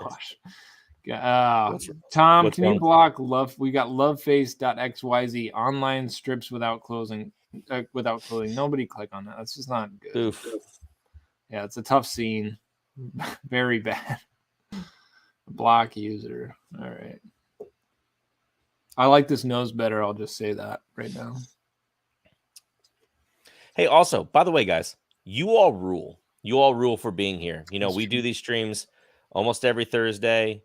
We just chill with you guys. Again, kind of going on the thing about, you know, moderation and drinking too.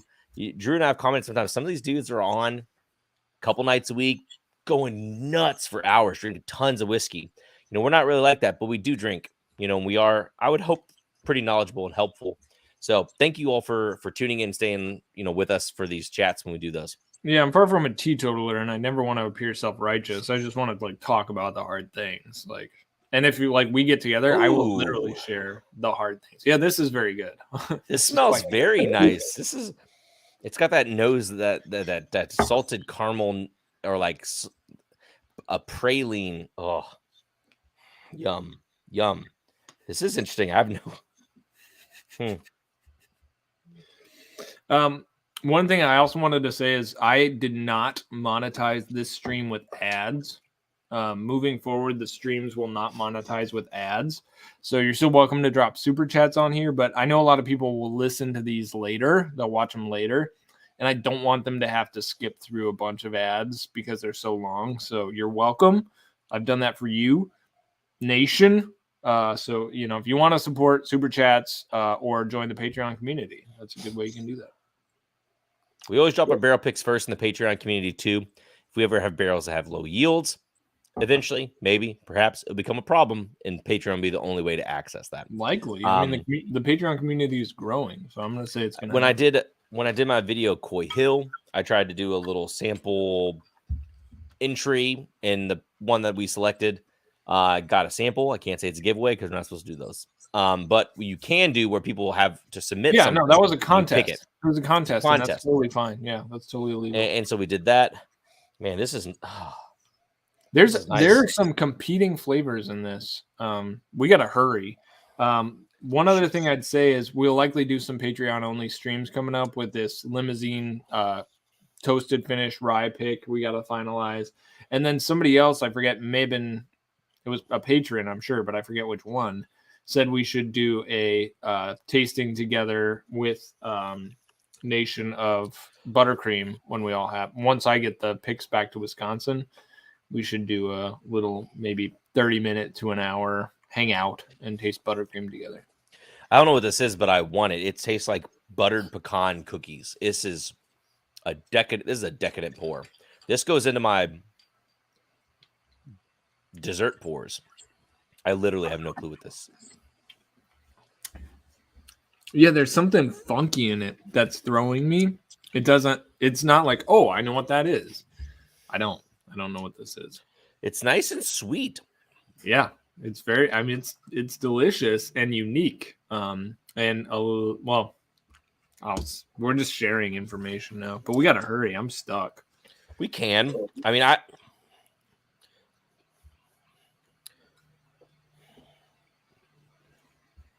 real quick, Roman. That's Jackie Zeiken's cologne at Old Forester. I think it's called I can share it with you, or Tom, can you find Jackie's cologne brand? It smells really good, actually. I still plan to buy some of that.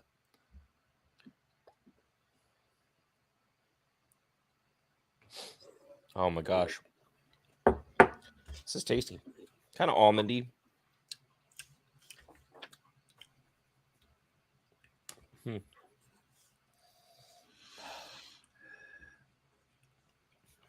I'm gonna go risky here on the shoot. Hold on.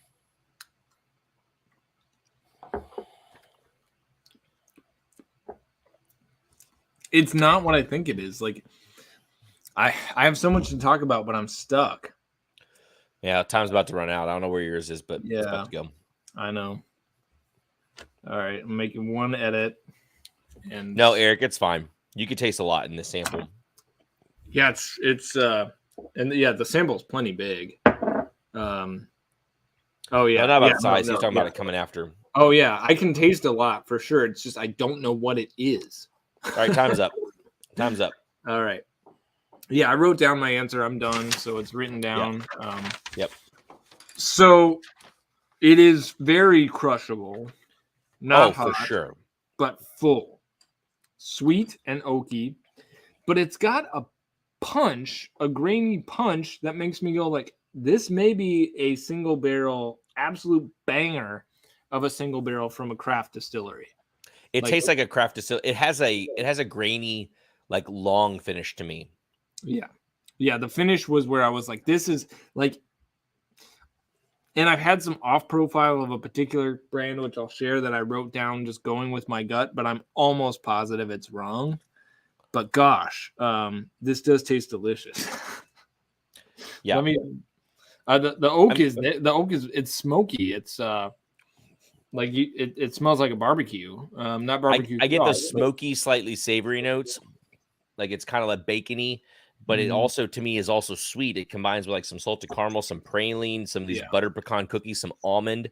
But it does have a clarity that made me think of one particular craft distiller that's probably wrong, but I did think craft. So yeah, I tend to agree. That's not what I wrote down in the moment because I was just stuck given the oak presence. So I'm pretty sure I'm wrong on both the year and the distillery, but I just wrote what the first thing that came to me was, and I just didn't get anything here. So why don't you talk about what you thought it was first, and then I'll share my shame here. Yeah, I have very little experience with this brand. I have tasted one product from them, but it was slightly similar because there was a clarity to the grain combination. That might not make sense. It does in my head. I thought it was do we determine if it was Frey Ranch or Fry Ranch? But Fry Ranch. How could I know? I said it was a 5, and I don't even know if they make 5-year product. I just put 5-year because of flavor. I said it was a 5-year Fry Ranch at 128 proof. So wow, I thought it was craft, but it's high on the proof. I went lower on the proof, but like I was so just thrown off by the profile. I wrote 4 Roses. Why? I don't know. It was wrong. I'm ashamed. Again, I'm not proud of this. So, and obviously, if it was a 4 Roses product, it would have been a single barrel. So I put 10 Eric. years I would do a pick wherever this is from. I would do a pick. Yeah, I would agree because it's this very is good. I put 118 proof, and then I absolutely crapped the bed. I do think that your guess is better, Brian, but I haven't had. I think I may have had one thing from Fray Ranch. I've only had one. It's Driftless Glen, 5 years old, dude. That's where you were talking about us doing a pick from, right? Yeah, we can do a pick from them. We just have to set it up. So, dude, I want to pick. I literally want to pick this. You want to pick this? What barrel? So this is by far, let me be clear, this is by far the best driftless pick I've had. Like by far. Where is this from, Eric? What pick is this? You want to get one? I mean the oaky, is it smoky? Is this on the books? Really good. Wait, hold on, go back, because we have the access to this. Like at any point in time, it can be on the books. I reached out to them. We can just schedule it. Yeah. We can just do it. Dude, I'm tempted to make a trip up before you make a trip down. Like, when do we want to get it on the calendar? Okay, hold on. Let's go through. So I got. So I'm wrong on distillery actually, because I'm within 2 on the proof. What was your guess on age, Brian? 5. Okay, so you got that, and then neither one of us got distillery. So now it's 3-1. Brian's up 3-1. So it's still a ball game. Like I totally just laid down and slept, but we tied on that one somehow. Great pick though. Yeah, Eric. That was fun. That was a good one. He said Amans. Yeah. Did you get a glass? Smells amazing. It smells like cookies in my glass. Smoky cookies. It's so good. Are there more? When was this, Eric? This is my typical question after we do these blinds is, where was this pick from? Is it available?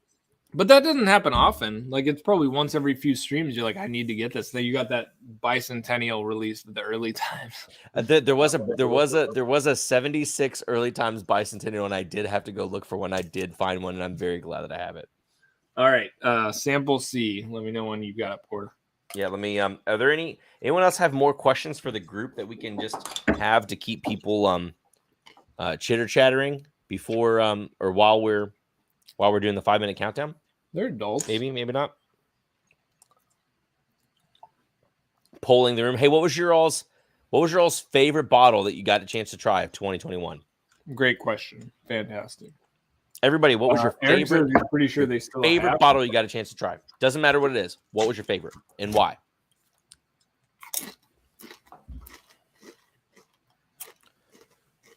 Stoked for this. This is good. This is fun. This is a fun one.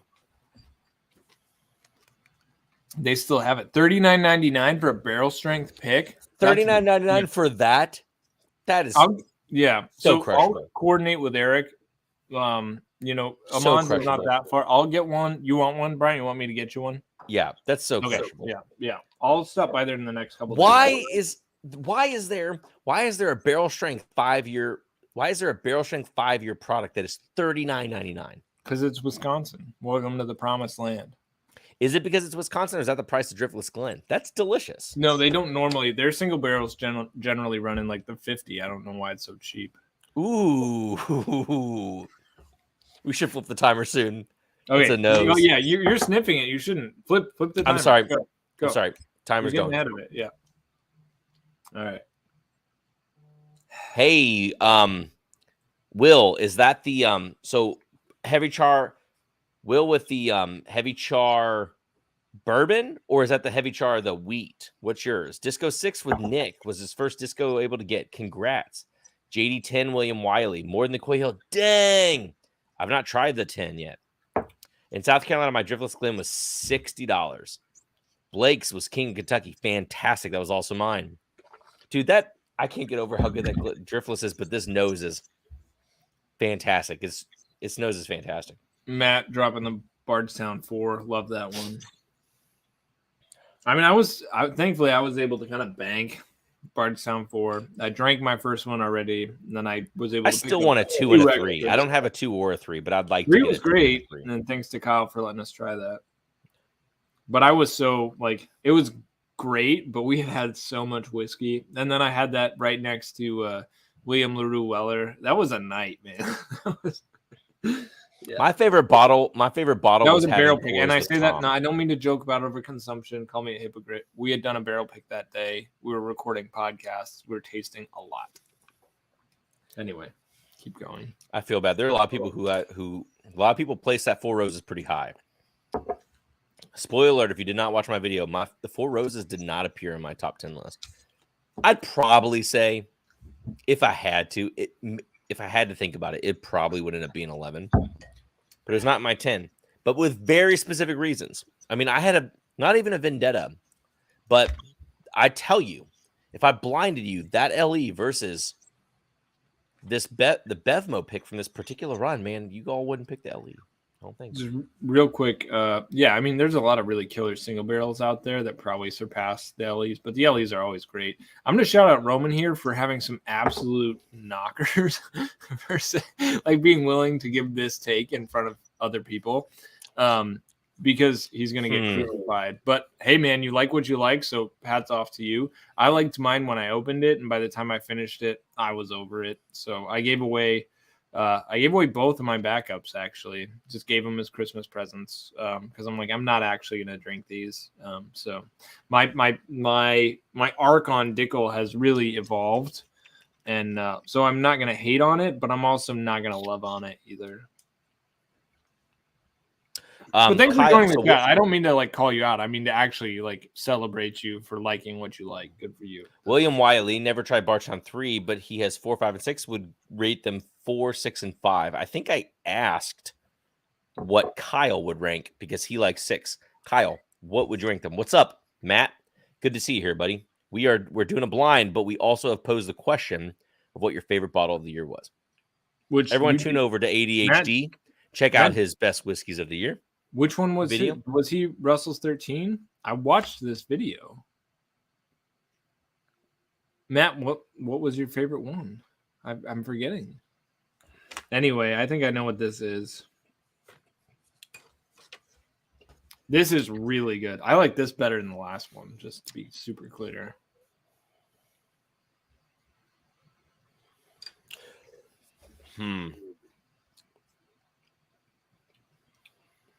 Oh, there's a couple different things it could be, though.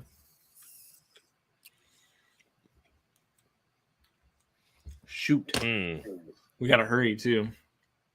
Oh, shoot. You're right. We only got about a minute left. I just know Eric and I share...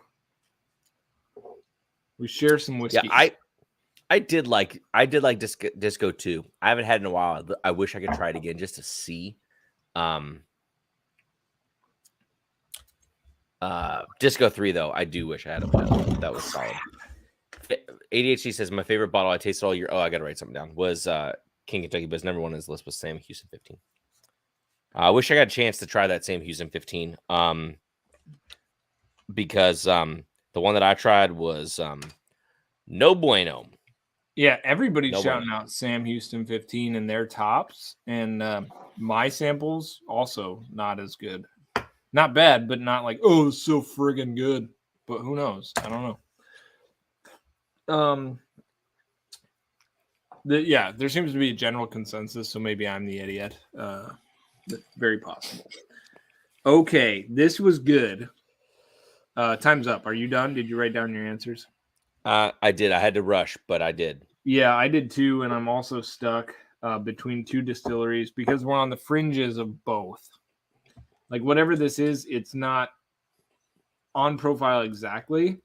It's buttercreamy. Like it is rich. It's got a decent amount of oak, but it's not really oaky. It's not super deep, but it's very sweet and viscous while also possessing a decent proofy punch. It's not crushable in that it's got enough heat to keep you going slow. It's not very spicy though, which is where I got stuck. Is I expected where I think this is from to be spicier. I think flavor wise, I think I know where it's from. I think I don't know what the product is. But I'm going with one for a specific reason. But Okay. Proof. What do you have? 130. I put 128. So very close. Yep. Distillery. Buffalo Trace. Get out. What did you put? Buffalo Trace also? No, but I see why you put that.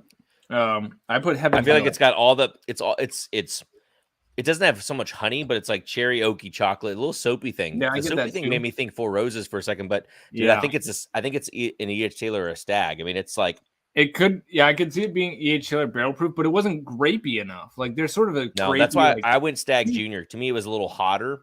Well, it's dry though. Like Stag tends to be a little younger. This has sort of a dry oak. It very well could be. Don't get me wrong. Eric says I missed the proof by 0.1.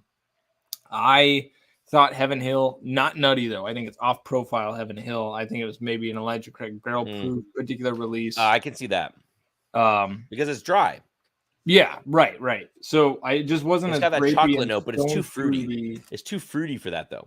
Yeah, it's got a chocolate note that would make me think that, but it's not nutty to me. It's dry, but it's chocolate and fruit. And I feel like on the where note, I'm coming down is I actually think if I had to pivot, if I had to re-guess, I would say Barton, but you are correct. The nose actually the nose actually smells like it's a craft distiller now. I'm looking at it. You're not right on the craft distiller. You are right on the. Oh, I missed getting the points on the proof by 0.1. So you guessed the proof. What'd you say? 130. So you get a point for proof. It's Buffalo Trace. It's Stag Junior. Is that what you wrote? Did you write? Which one? You said 2. Which one did you write down? Stag Junior or? I said Stag Junior ? I put question marks a lot. I don't know why that would matter on this sheet, but I put a lot of question marks on my sheet. I'm getting my fun handed to me tonight either way. So I have BP ? I have Soapy ? I've got Stag Junior ? Did you write down any other products, or did you just write Stag Junior? No, Buffalo Trace Stag Junior. Okay, then you get them all. Good job. You're on point tonight, dude. Good job. Really well done. So you get 3 and I get 0. Batch 15. I just feel like I feel like it's a round. Swing Nation? I feel like this is a round of golf where you're hitting the ball well, but you're making dumb decisions off the tee. Like I should have hit 4-iron there. Instead, I pulled driver. And it got me in trouble. I don't know what this means. I should have hit to the middle of the green on the par 3. Instead, I went up the pin and ended up in the pot bunker. Like that's how I feel on this tasting right now. Anyway, Brian's up substantially at this point, 6-1. I'm getting lapped. Although I still feel good about my guess on pass 1. Like it was well reasoned. I was in the family. I mean, it tastes like an older Elijah Craig. Now that you're saying it, it tastes like an Elijah Craig barrel proof for sure. Thank you. All right, you get a little, but there's so much cherry. There's so much cherry to it. I have not had batch 15. I have batch 14 behind me. You know what? I'm gonna hit this real quick before we go to real quick. I'm gonna hit this Driftless Glen again. Do it. It smells like. Well, it smells like there's a cap on it and I couldn't drink it. If I tried, that would have been bad. You would all would have seen me choke live. Yeah, so this one, the nose on batch 14 is more quintessential Buffalo Trace. Like it's the grapey, it's pure grape soda. And that's what I would look for out of a Stag. So Stag 15, it doesn't surprise me that Stag 15 is as popular as it is. Dude, this because it's less Buffalo Tracy. Like it's more, it could pass for a Heaven Hill or a 1792. And it's got a lot of oak on it. So Eric Sawyer, highlight this comment, is suggesting that we add some more point categories to the final round so that Drew has a chance to tie. So I think it'll be interesting regardless. I'm giving you 25 seconds. I'm giving you 25 seconds to add more questions and you determine the points. Batch 14 is grape soda and strawberry Laffy Taffy.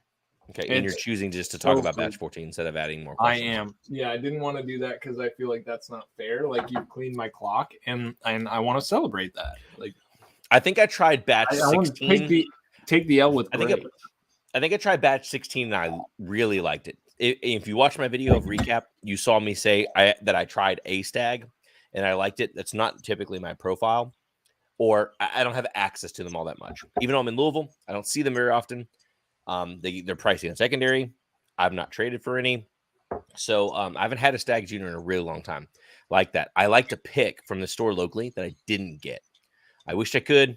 Doesn't look like it's in the cards for me. Wasn't then. Isn't now.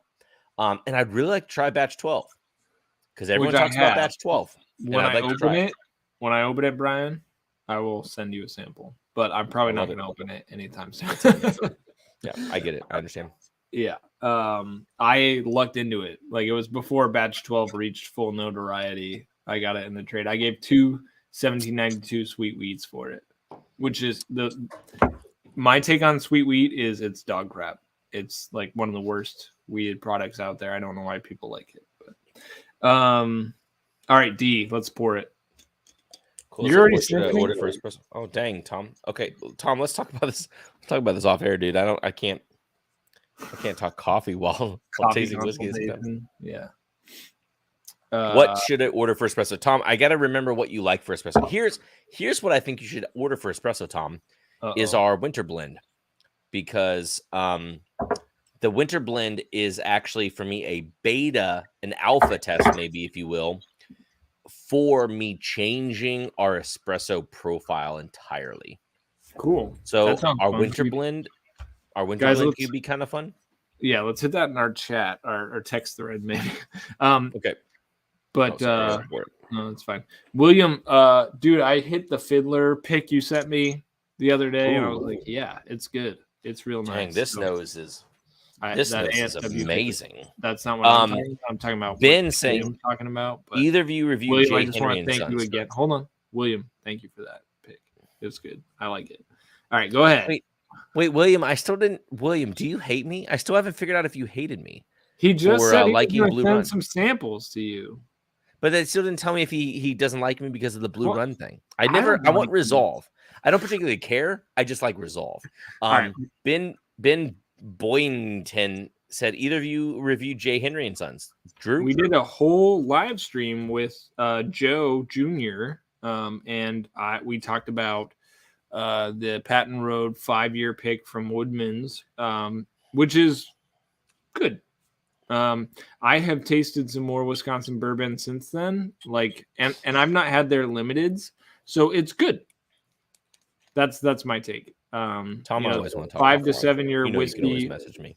Decently aged, doesn't possess a lot of oak though, wood influence. But generally, I'm a fan, and I would want to try more stuff from them. So, hit me up on the blog. Let's pour sample D. Did you pour it? Email me, Brian@quizcoffee.com. Whatever. Is D in your glass? You got the D in. Oh my gosh, dude, this smells. The Lost Delicious. Flip it, dude. Andrew Beck, dude. 2, Andrew Beck. These 1. Flip. I hate abandon, but if I can get high to like some, I'm gonna hate you. Dang, William, really? Dog, I'm so sorry, man. I'm sorry that you hate me so much. I'm in the Ville. But I don't ever look at Foregate. Andrew Beck, Lost Delicious peach was amazing, dude. Both the coffees from Lost Delicious are slept on. They are great. The Pacamara is great. The peach is great. I'm into the last bag of both of them, so they will both be gone pretty soon. Yes, Tom, I was whispering to you. Here's the deal. Quills has been putting out some absolute bangers lately. I brought in a bunch of crazy stuff just to see. Drew's done this stuff before, but Quills hasn't. And I put out some just ridiculous stuff. And we have all these anaerobics that are fantastic. I've got even more that are coming. I got this pink Bourbon that tastes like cotton candy. I've got this whoosh whoosh that's going to be coming out that tastes like a mimosa. I've got this one. It's called Citrus Winds. That is a blended fermentation process coffee from Colombia that tastes like Oh, I don't even know how to describe it. It's the weirdest coffee I've ever tasted. No, I've not forgot I'm on a timer. I just like to talk. I gotta DM me if you want to talk about coffee at Abandoned Bourbon. This sounds amazing. This smells amazing. It's good. Did I say sounds at first? I don't know. It kind of smells like a dusty. I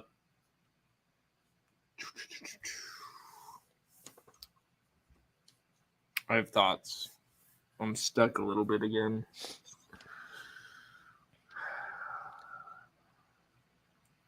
Not palate fatigue so much as just general fatigue. I'm tired. I came in caffeinated. I had an iced latte with our blue honey. It's Colombian honey process.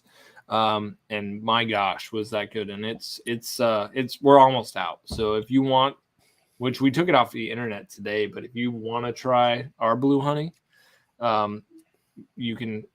Okay, sure. No problem. I'll snag some. I'll bring some down. But we got that geisha coming, that Bolivia geisha coming soon. I'm stoked for that. We have a oak barrel fermented of coffee that's fermented in rum barrels coming end of March too. That was so. Dude, this pour is hot. Like one. But it's thick.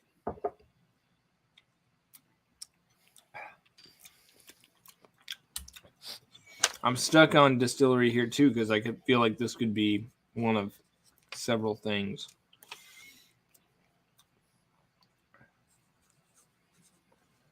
Okay, I'm writing that down. Eric, I'm done.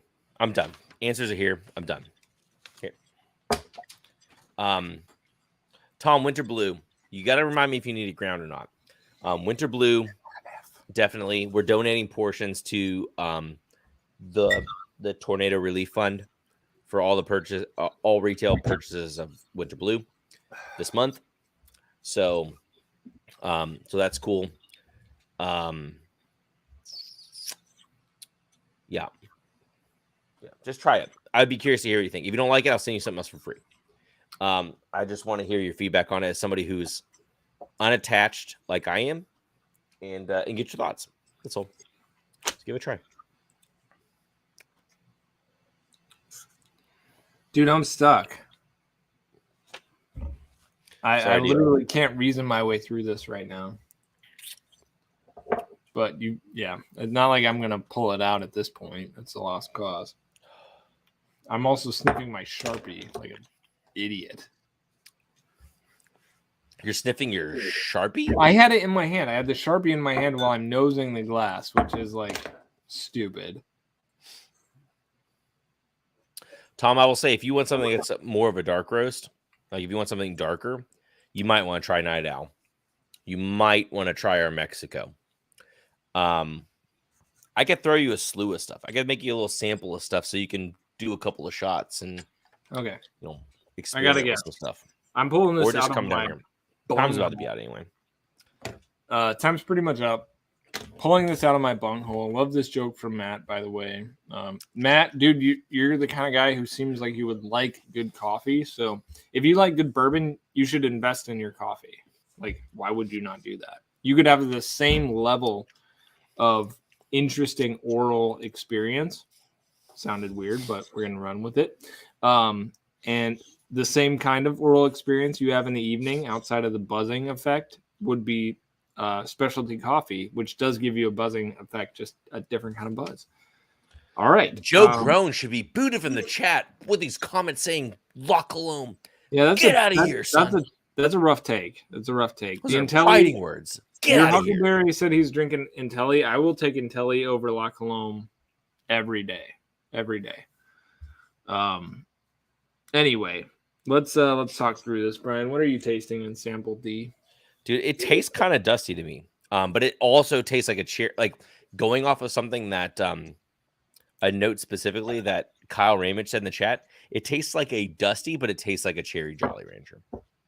Yeah, I agree on the stone fruit, which is why I thought this is Buffalo Trace. I'm like, 100% has to be, but like it has to be, but it tastes a little more refined. So that will eventually result in my pick. Is I thought this isn't George T. Stagg. It's not deep enough. It's not old enough. Not at all. So he could be throwing double Stagg Juniors at us. That's totally possible. But I decided to take a slight alteration. It's barrel proof, definitely, because it's hot. Hundo. It's Blanton straight from the barrel. That's what I arrived at. You put it for what? Blanton straight from the barrel. Dang. I don't even know why I didn't think about that. I put E.H. Taylor barrel proof because it tastes a little bit more refined. Straight from the barrel is very smart. Why do I always forget about that product? It's my favorite product they do aside of from Stags, but yeah, I mean it's hot. It's 132 proof. That's what I wrote down because it packs a wallop. And I mean it's probably one or the other, but it could also be like totally out of left field. So let's see.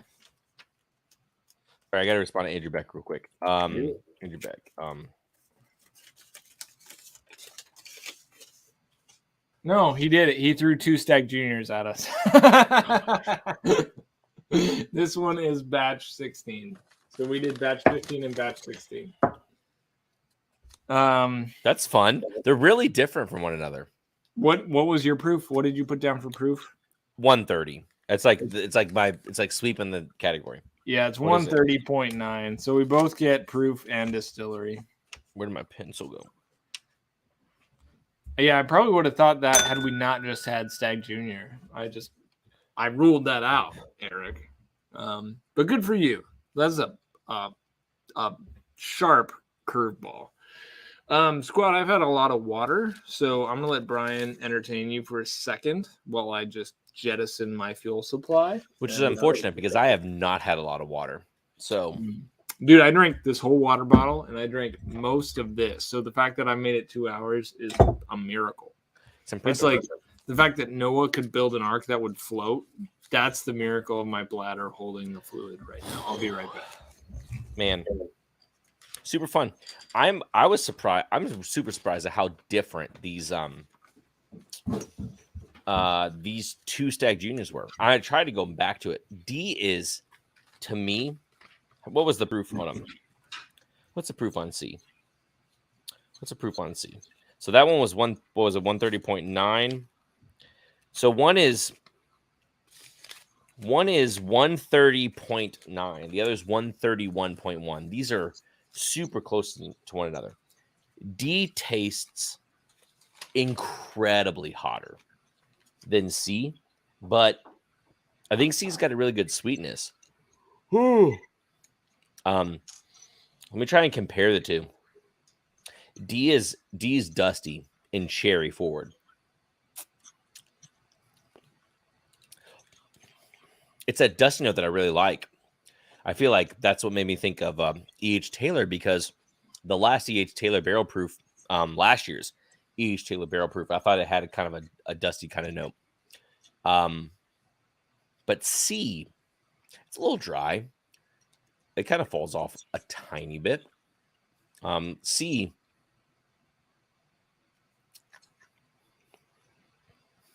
is like a pie. It's so much fruitier. Andrew, I don't know, man. We have let me try and remember which coffees are which. The pink Bourbon is, I actually got the names of them wrong. I don't have my phone on because I put it away. My phone's away somewhere because of the Eric's Instagram thing. The pink Bourbon might be more like rock candy. Still really sweet, really fruity. The Whoosh Whoosh is the mimosa one. And then I have another wash process Columbia. I'm just waiting to hear from. I'll email him again tomorrow. I would say it's going to be in February, but I don't have a set date yet. I'm still waiting for it to arrive. Most of my copies are in I'm waiting for them to arrive. But really sweet. So I will let you know. I will let you know when it's Eric, thanks for this blind, man. That was great. That was fun. Yeah, dude. C and D are dynamic, super different. It's a dynamic tasting, and I like the idea of throwing 2 of the same product at us and seeing if we can pull it twice. Which hats off to Brian for pulling it the first time, and then we were both very close the second time. We're just adjacent on either side of the aisle, as you might say. Well, here's something that maybe could be helpful to people. batch 15 and batch 16 stag. Let's break it down. Okay. We don't have to get this chance. Yeah.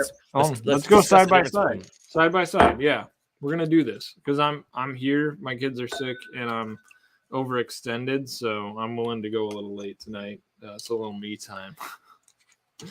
Thanks to Tom earlier. I did not thank him for the super chat. Tom is a massive supporter of the channel. Tom Lynch, TFL Dad, the OG, the man. He threw a $10 super chat. Tom, you're a boss, man. Can't wait to see you again. Hopefully, were you not able to make it down while I'm down? He said he's trying for the 27th. That'd be great. I would love to get together. And also, that's the second day, I think. So I want to schedule 2 Neat Nation meetups this year. One in Wisconsin because I have not had batch 17, Trevor. My homeland. For this spring, probably at Dancing Goat because Nick's a boss and we'll have a great time there. And then one in September for Kentucky Bourbon Festival down in Kentucky because that's on my calendar. I'm going to Kentucky Bourbon Festival this year.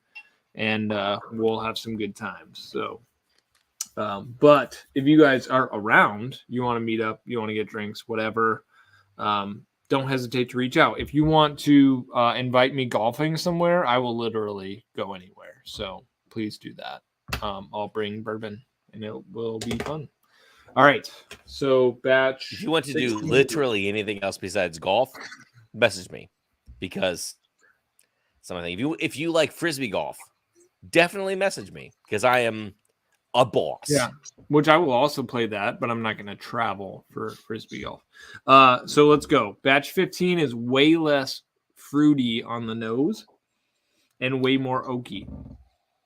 Batch 16 to me is it brings the fruit notes through on the nose a little bit more, but batch 15 smells like an older whiskey.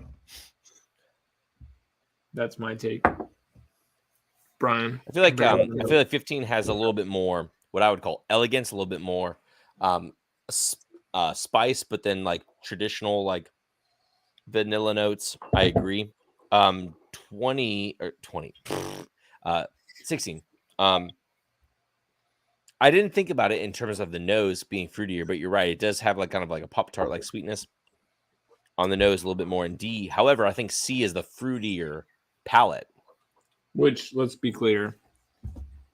Well, let's just talk about them in terms of batch 15 or 16. You think batch 15 is fruitier than 16? I think that 15 has some caramel and some fruit and like a fruit Pop-Tart kind of thing and some chocolate. And I feel like D, so 16 is like a little bit more oakier on the palate, tons of cherry. But I feel like, oh man, now I'm torn. There's something about C that is cleaner, fresher, lifted. And I keep wanting to say it's fruitier, but there's a ton of fruit to 16. Real quick, Ben, I do plan to get out to Sand Valley in May. I'm planning a trip with Eric Sawyer.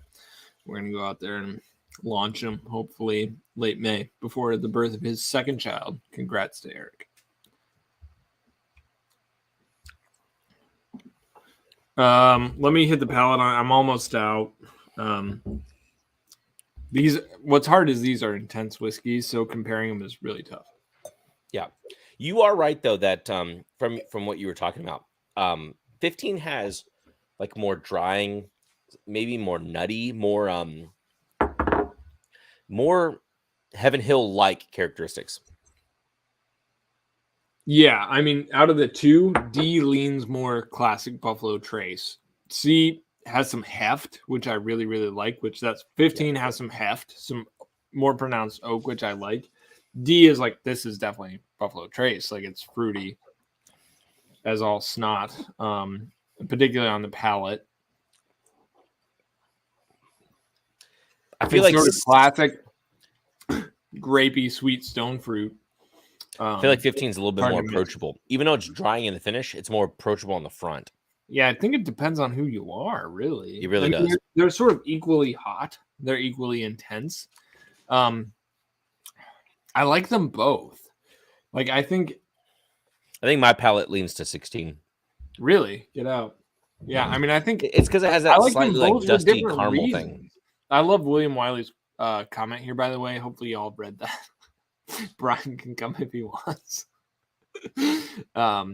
I wish I could just travel. So one of the things I thought about doing, literally, not likely, but is just quitting my job and the Droopy tour, traveling. Droopy tour. That'd be sick. I would love that. So that's like the dream, is to go schedule events and like host bourbon tastings and golf outings and just meet cool people and do cool things. I would love that so much. So yeah, bottom line is I really like the fruitiness of batch 16 and that big cherry grapiness, but I also love the age character on 15. So it depends on the day. I've been deep into the aged whiskeys. Like I really want like old whiskeys right now. Like that's what I'm pulling from my top shelf a lot because I'm really drawn to a good oak profile. So 15 might call to me a little bit more, batch 15. This is tough. But yeah, I mean, I could go either way. It really would depend on the day. And if I was blinding them and you just said, hey, I'm not telling you what they are, just choose one. I don't know. Can I have both? They're both really good. I like them both. Now they're gone. Gosh. I think I'm going 15 now. Really I switched. 15 is really good. I switched. I think I'm going 15. Oak on 15 is it calls to me. It sings my song. It plucks my strings. Yeah. That's it. I'm settling. 15.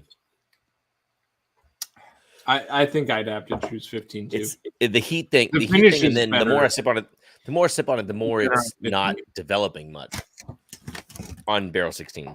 Yeah. I'm all out of 15. I like the fruit on 16, but the finish is just a little bit more medicinal, a little less rich than batch 15. Well, sorry, that was gross. Wow, come on now. I'm trying to eat a chip because like cleanse the palate in nutrition. Joe says Fred tours all the time. You should do it. Yeah, but Fred does actually do this for a living. And I appreciate Nation so much. I sent my dad a text the other day because I hit 100,000 hours of content watched. And I was like, that's insane. Like, that's inappropriate. Like, people should not be watching the videos I make that much. But it was also really cool. And so, like, there may come a day where it's like, we do this full time. That'd be sick. That'd be a lot of fun for sure. We'll see, TBD. That's not in our plans. But, if Nation keeps digging what we're laying down and smelling what we're stepping in, then we'll step it in more. Hey, you would appreciate this. I just got a comment on my top list video from your top list video. You went top list? Top list video, my top rare whiskeys. Okay, thank you for clarifying.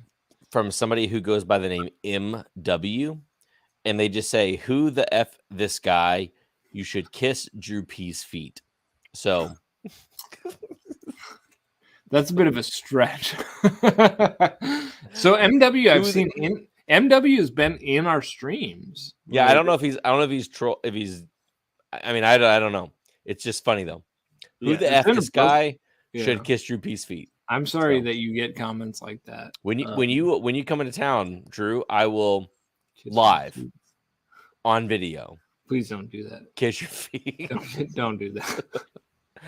Terrence, sorry, we're talking about OnlyFans now. Yeah, no, I'm out on that. Yeah, people can be like, the bottom line is people in comments threads are just rude. And I will share them periodically. And what I've started doing, I took a lesson. Actually, the only lesson I've taken from Barstool Sports, but a valuable lesson, is to not care when people hate your stuff. Is because people will hate that they're there. And odds are, like, the stuff that we create, our conversations, our content, is not going to be the most popular stuff because it goes kind of beyond. I mean, of course, we do our fair share of bull crapping, but we really try and like challenge the quality of the whiskey, the industry, and like educate and reach higher. Like that's kind of the goal, is reach a little higher. That's not super popular, so it's not going to be for everybody, and that's fine. And so when people hate on you, just like be like, dude, that's fine. Like, what's your problem? Like, you're in YouTube comments literally crapping on my video because you have nothing better to do. So yeah, well, MF, who's winning the blind showdown right now? It ain't Drew P. Suck it. Yeah, it's clear. It's funny because it just doesn't matter. That's what's funny about. That's the funny thing about YouTube, Whiskey YouTube. Too. Yeah, it's like I would say it doesn't matter, but it does still hurt sometimes. I mean, it's just people making videos. It's just funny. Yeah, I mean, it's like I would challenge people who are inclined to like comment, like literally, you have limited hours in your life, and you can choose to spend those in whatever way you will. So please, for the love of God, spend them building people up versus just like absolutely crapping on somebody who you don't know, somebody who cared a lot. Going back to our YouTube chat earlier, like it spiked, and I don't love all the content out there, but I don't want to go tell somebody that like I don't like. That's not helpful. Like it's not helpful at all. Like, and I don't really want to call anybody out on this stream because like in all the ways we could spend our time, like I just want to do things that generally are uplifting. Generally like promote vitality and life and love, and so that's what we're gonna do. And if you don't feel that way, you live a sad existence. So, MF, if you join us at our highest tier level of Patreon, I will send you the video of me kissing Drew P's feet when he comes down at the end of this month. That's not gonna happen. It might happen. I mean, it becomes an inside joke, but I would feel so uncomfortable. It would be so wrong and inappropriate. Not because of like him kissing, not that would be wrong, but like that it would be like that Brian would be subject to me in some way. That's inappropriate. Just completely wrong. And I keep getting my butt handed to me week in and week out on the tasting, which is why we do what we do. Brian's funny. Here to bring me humility and put me in my place and challenge my competitive edge. Eric is actually voting for Eric's like, how can I level up on my Patreon so I can see this video? He actually contributed golf balls to the feed, which I lost most of them in Texas, but I did keep one. I mean, because like I played like 6 rounds while I was down there, but let me see. Yeah, this is what. So Vice, both Eric and I play Vice golf balls. If you were wondering which golf ball brand I endorse, they don't endorse us, but and unfortunately, this is not gonna. Yeah, mine doesn't auto adjust. Oh stop! Get out of my face. It's got a Glencairn with crossing golf clubs. It says #NeatNation. So, Eric, thank you. I keep one of these balls. It's now in my ball collection. That's cool. I mean, I don't have any of those, but it's fine. I do. It's because you don't play ball golf. Like, there's a completely rational explanation for that. Tom, are you getting this guy? He's completely lunatic. Anyway, thank you for that. But I think so. This was the first set of the Vice Pro Plus I played. And I think I like the Vice Pro better. So I'm a Vice Pro guy, whereas Eric plays the Pro Plus. I just like that soft. It feels like I mush the Pro a little bit more than the Pro Plus. I like that feel better. I do plan at some point to make a decent amount of personalized Vice balls. So if you guys are members of Swing Nation, I want to make something fun for you guys. So I'll do that at some point. Let's not forget that I'm also having a Pavy 15 fundraiser. What?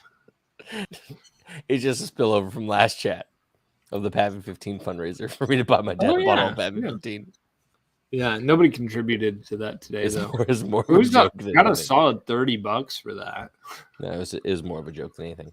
Golf content or Brian's OnlyFans? Got to go with. Thank you, Tom. Thank you. I'm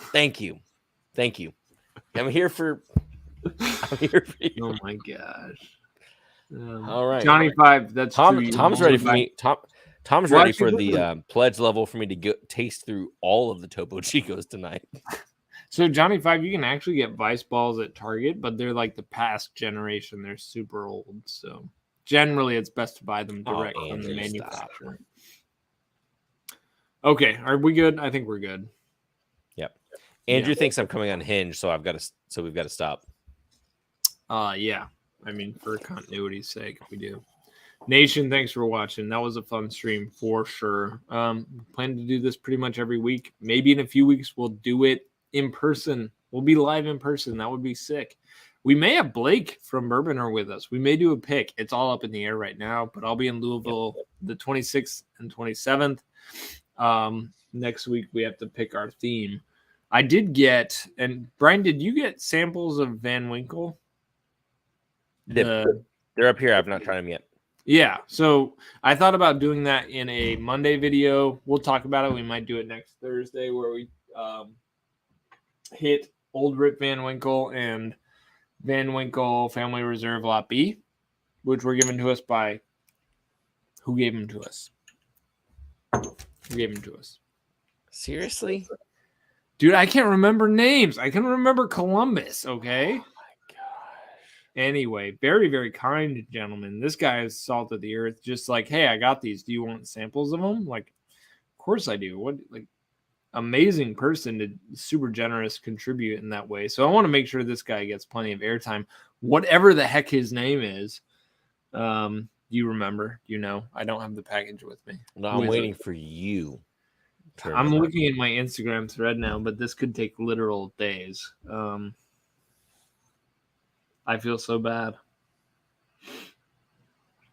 This is going to take a while. We're going to be here. So hang tight, nation.